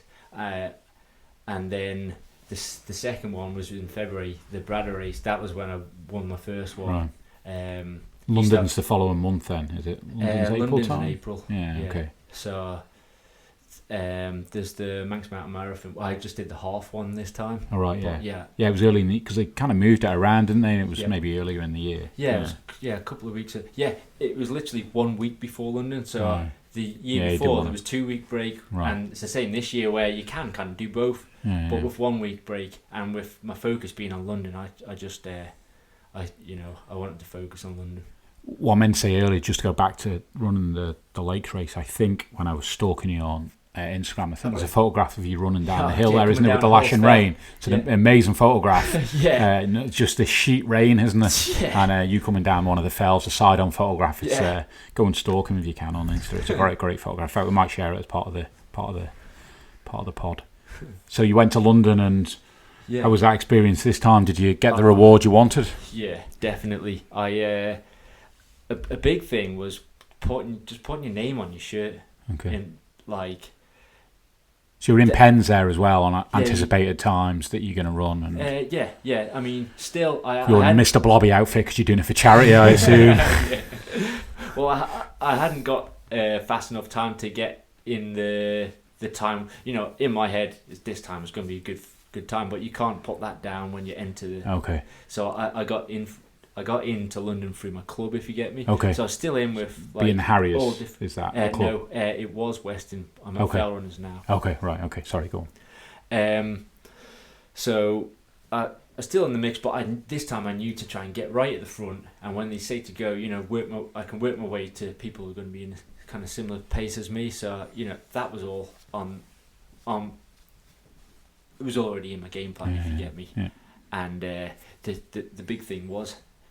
Your name across your shirt, like looking back, just having people shout, "Come on, Aussie!" or "Go on, Aussie!" And in London, everyone shouts your name. It's like the year before I was running. There was a guy called Joe or whatever in front of me. Everyone's going, "Go on, Joe!" In my head, I was thinking, "Bloody hell, he knows everyone." This guy, it didn't even click. Didn't even click. He just had his name on his shirt. Right. And for me, it really, you know, especially in the second half of the race, it really helps having people say, because they're there to support. Might not be you, but they're to support everyone. You know, they turned up and just use it. You know. Yeah. And 240 you ended up doing. 240.03 or something like that. And was that, when you look at that time, which is, I say, pretty impressive, very impressive, is that the area you were looking to get to? Yeah, I mean, I was trying to go under 240. Okay. It was a bit like that 20 Getting mile. that done. Yeah. But yeah, the cramps started setting in, and it was like the last 400 meters where it's kind of like a red carpet in front of the palace or whatever, and it was like, sprint finish, but my legs going, no, it's not going to be a sprint finish. You just get to the bloody finish. But I was elated when he got to the finish, and you know, finally, kind of, I felt like, this was more like the race that everyone's been talking about. Yeah, right. That's good. And that year as well, you did the Wales Tri Mountain as well. I did the probably not trail quite the right trail marathon. So how far is that? Sounds like hell. It's a marathon distance, but it's in Cody Brennan. I don't know if you've been there. It's like a big mountain biking. Oh right, okay, I have heard of it. Yeah. But so it's all on trails. You know, lots of climbing. It's not as full on as fell running where it is on trails. It was on single track. Okay. But that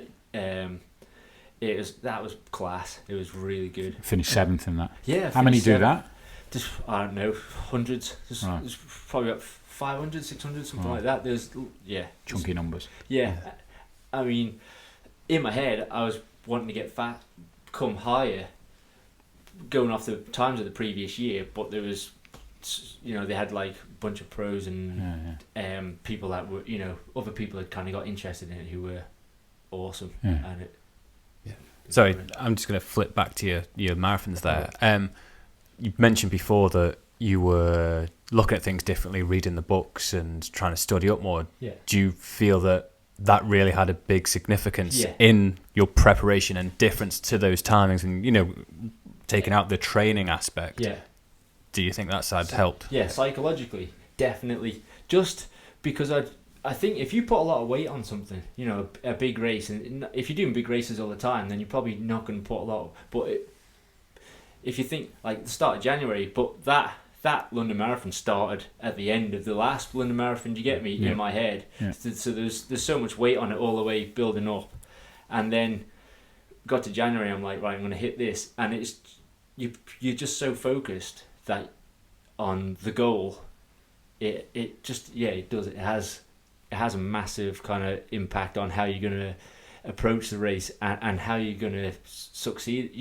Like what you want to succeed. Because London Marathon, you're never going to win it, but it's succeeding with a goal that's slightly beyond your kind of grasp. And when you can come close to that, you definitely feel well. You probably. And you put a lot of pressure. There must be mental pressure within your own mind of. If that's not your sole focus, but that's that's like if you approach like a big race from 14 weeks away or 20 weeks away, if you approach it like a V, like you're at the wide end of the V, and the narrow end of the V is the race. Mm-hmm. So when you're at the wide end of the V, you don't have to be doing like 400 meter sprints or anything like that. You can just keep on doing your slow running, eating what you like, and as you come closer to your race, you start to narrow in. Everything zones in. You start taking more.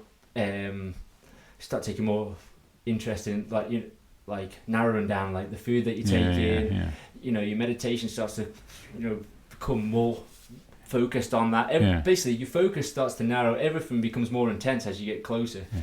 So like 5 or 6 weeks out, it probably gets most intense because like 3 weeks out you start to taper off and everything gets easier, doesn't it? Yeah. But I think if you approach it like that, you've only got say 4 weeks of really intense kind of a lot of pressure, because once you've started that taper, this is what I've found is them last 2 weeks you've done all the hard work, you've done in your mind, you've done everything right, so you can a lot of pressure's kind of lifted off you, and you can start to enjoy it. I mean, in every day in the week up to going to London, even though there's a lot of kind of pressure in there, I was just happy. I just couldn't wait to do it. I was at that start line, couldn't wait to get going. It's an interesting process, isn't it? Yeah. And during as well this I suppose year of geeking out, looking at doing yoga as well. Yeah. Is that daily exercise? Is that a couple of times a week? What that started, I got sciatica in my lower back, and I just had a bit of a geek out to find out how to fix it and how to stop it from happening again. And stretching was one of the main things, and a really good way of preventing injury, which is scientifically tested, is heavy strength training. So I thought, right, okay, sign up at the gym. I signed up at the gym, and Monday night was a yoga class. So I was like, well, sign up to that straight away as well. And that's kind of how that got started, to be honest. And you enjoy the yoga?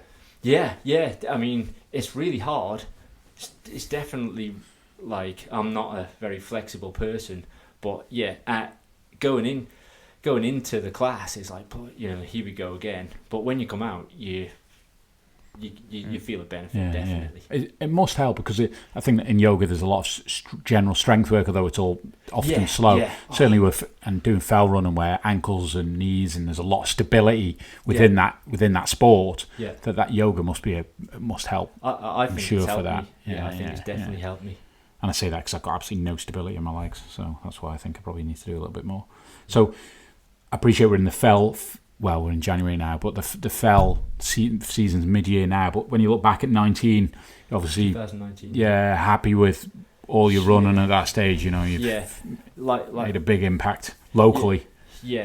Considered one of the top runners locally for sure, I'm sure. It's still when anyone says, "Oh, you're a top runner," whatever, it still doesn't sit with me. I don't think of myself as I know pretty good runner, but I just don't think of myself as like, oh, I'm a top runner kind of. I don't want that. I don't want to feed my ego in that way. If you get me, I don't think there's any benefit can come from that. If you. Do you think anyone? Do you have the mentality? Well, I can get to this ability and this. Because I guess you came into running later in life, really, in the scheme of things as well. To then be, again, a competitive island that we live on. Do you then look around again? Well, I did it. Can anyone could do this? Do you have that view? I think everyone can definitely run. If when you look back, if you look at us as animals, we're born to run. It's part of our, So I think everyone can run. Lots of people kind of fall out of it, as they get older, leave school and things like that, and get an office job, start drinking, what have you, and they forget how to run, what have you. But I think everyone can definitely improve their life through running, and can definitely improve their times and stuff. And I'm sorry to potentially flip back here on timings. You mentioned New York a couple of times. Yeah. What was that when and how? Cause that was the New York Marathon, I'm going to presume. Yeah, when was 19 as well, was it? Was that last year? 19, yeah. How did that go? So so after the trail marathon in Wales, I knew New York was coming up. I'd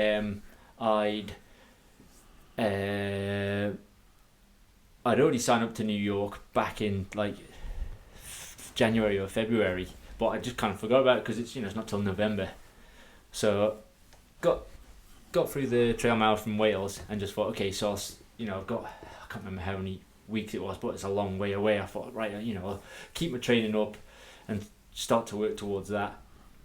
But I hadn't booked a flight or anything yet, so I just started building my training up, started focusing more, and then I can't remember what it was. It got me to think. Something got me to think I could do a marathon under 2.5 hours. I don't even know. Maybe I don't know why. Just set yourself a goal, I guess. It just became a goal, man. It just became a goal. So I wasn't running anywhere near that kind of pace, but something inside. I don't know where it come from, but I just started believing that I could get under 2.5. I didn't think I'd do it in New York, but I knew that I could use New York. I was just gonna say, and without doing the quick maths, what minute mile pace you're running there to do 2.5? It's like just under 5:45 pace. I know I don't know too much about running, but I know that's fast.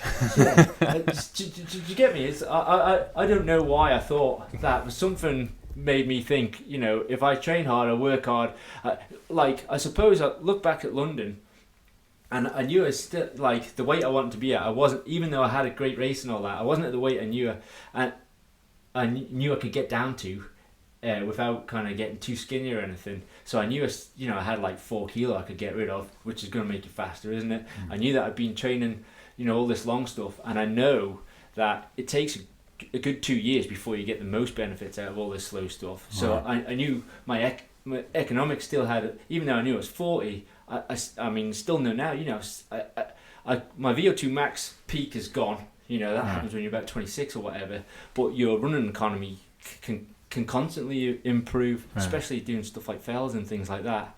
So, all that's going through my head. And I just think, right, let's start driving, start eating properly. I wasn't watching my calories, but like I say, this kind of, if you approach it like a funnel, V, I knew that I knew all this. I kind of had a program in my head, and I had a focus. Everything. I'd done enough research and stuff. I think subconsciously all that had gone on in my head, and that's where I got this. I can do it on under 2:30. So just start concentrating, narrowing down. Focus, meditation, eating right. I was doing the yoga, the strength training, stopped feeling good. Got those Vaporfly trainers. Oh, right, okay. The Nike ones, is that what they're called, are they? Right, okay. Yeah, class. Right. They make you run faster. Oh, really? Oh, yeah. Oh, right, okay. So for those who may not have know what's meaning by that, what's special about these Nike? Yeah, well, these are the trainers that, they're not the ones that Kipchoge, broke 2 in, because he broke them these kind of special marathon ones. Yeah, he broke them in these other special ones that they've made since. Right. But I mean, these are the ones that he's like. Everyone had been, breaking these records. Like just after he broke 2, like the week after that woman, I can't remember what her name is, but she broke the woman's record, which is Radcliffe's record, I think. Wasn't it? which had stood for so many years and what have you. So when I saw that, I just thought, I need a set of them. yeah, I'm a single parent. I haven't got much money. They're like 40 quid. I just thought I put so much weight on this New York marathon. I've got to try them. So I, ordered them, put them on, went out for a little run, and I was just 10 beats per minute, like less. My heart rate was like 10 beats per minute less, and I was running faster. It was just, I thought maybe it was just a fluke. So the next day, went to the NSC and just did 10 miles, 6-minute mile pace. My heart rate was really low. I was running. I felt like I was running on air. Right. It was awesome. And the technology in them, it's carbon, is it? Yeah. Okay. And they kind of, I've never seen them or seen them in action. It's kind of a spring in them. Would that be the fair way to explain? Yeah, it acts like a spring. And like if you look at like the way your normal trainers go, they've kind of, their pivot in them is kind of right below the ball of the foot, and it's quite sharp. Okay. So as you roll over that pivot, it's kind of so sharp that it kind of helps your foot go over. Right. Okay. If you imagine, it's only a fraction, but how many steps do you take in a marathon? Yeah. And how do you think, like, obviously they're legal in the sense of, I don't know whether the world running body, whatever it is, look at it. Is that something that's getting looked at? Is it whether they're... It is something that's getting looked at. So that's seen as a potential unfair advantage then over what you'd class as normal running shoes. Yeah. Everyone I've spoken to, like in New York, like I got in a group and literally everyone had them on. It was either pink or green trainers, and in fact at the start line, because I got in on the time, so I was at the front. Like you look down, every single person's wearing the same trainers. Okay. Yeah. And what time did you end up with New York? New York was 2:32. Okay. Something. So right in the area park you were looking for. I knew, I already knew I wasn't going to get under 2:30. I mean, during the race, at the start of the race, I was thinking, maybe I underestimated the hill at the end. But to be fair, I didn't think I'd get it then. But hopefully, I'm going to get it. So that's a 2020. Yeah. Objective. Objective. Yeah. So when you look at, well, actually, just before we go to what's happening for you over the next year, when we look back now at which seems like a long time ago, the boxing, etc. Did you just no interest in that anymore? Don't practice any of that anymore? No, it's just a part of your history now. I do, like, you always go back to it in your head. When you watch like a boxing match or a Thai boxing match or what have you, or watch some of these cage fights. It does, because it does bring you back in there in your head, and there are aspects of that which is you feel you're in that flow. What Mike was talking about, get when you're in battle mode. That's all there is the flow. There's no you're not thinking about anything else. Right. You're thinking about staying on your 2 feet. And, yeah. So that it makes you feel alive.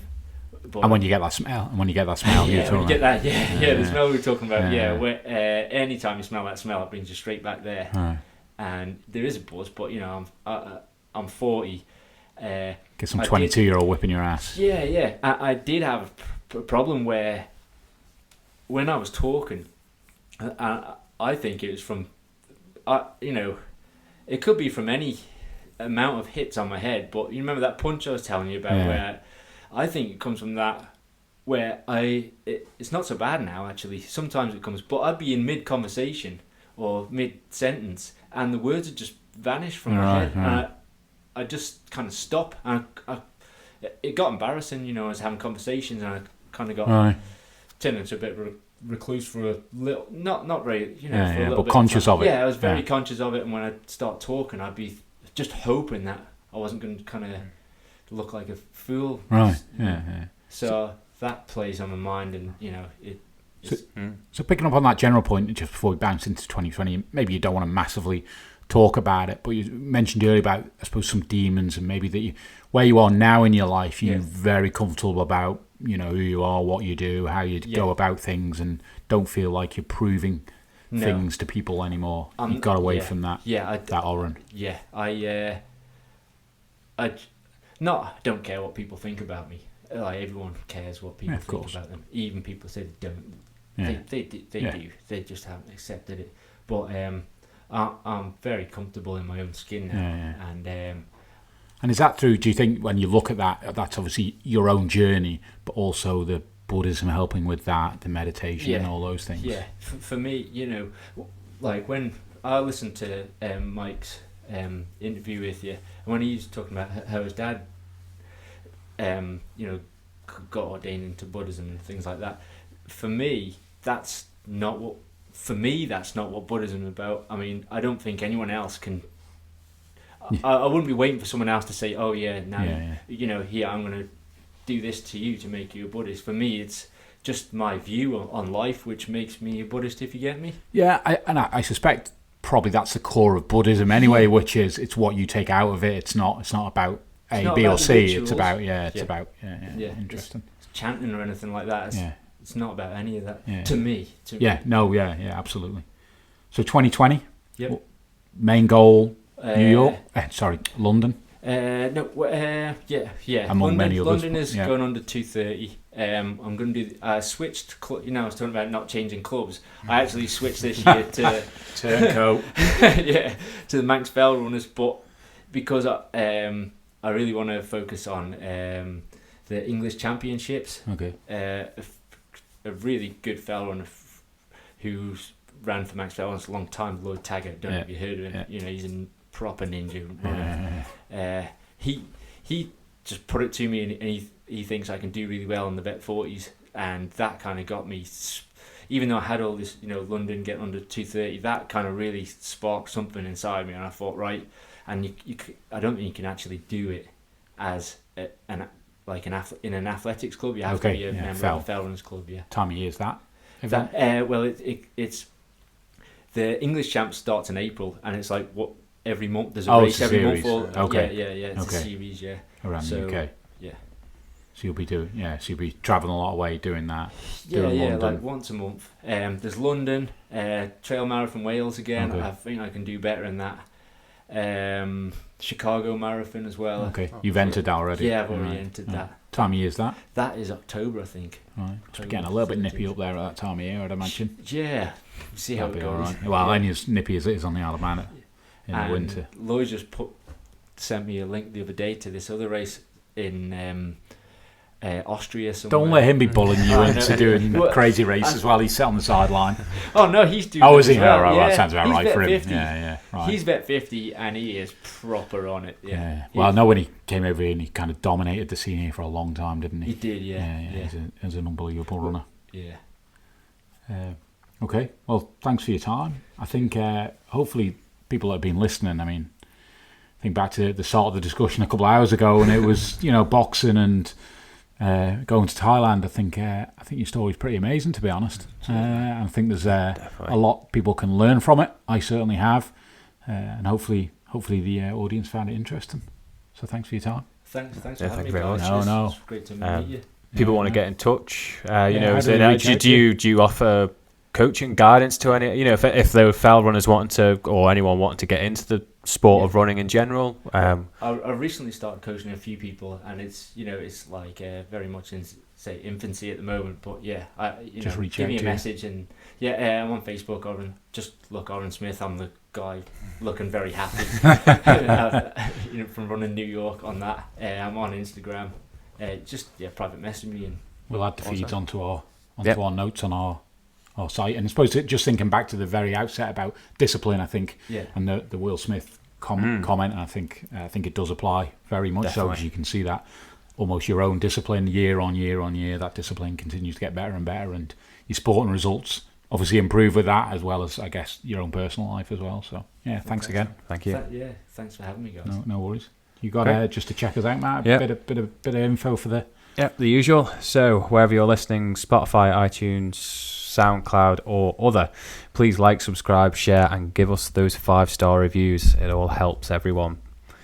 Facebook, we are the M Word Podcast. Twitter, Manx Sports Pod, and then on the Insta we are the M Word IOM. And also, please can you recommend some guests for us when you see us on the post? We've had quite a few coming in, and they've led to, well, Orran's sat here right Because now. of a recommendation, So if you've got anyone who you think would be a worthwhile chat, please let us know so we can get in touch. Yeah. You say that, Matt, we've got about 12 people lined up in absolutely no time. But no, do please recommend, because we're really enjoying these chats. Definitely. So again, thanks for letting us get into your ears. It's word out from Martin. And word out from Matt.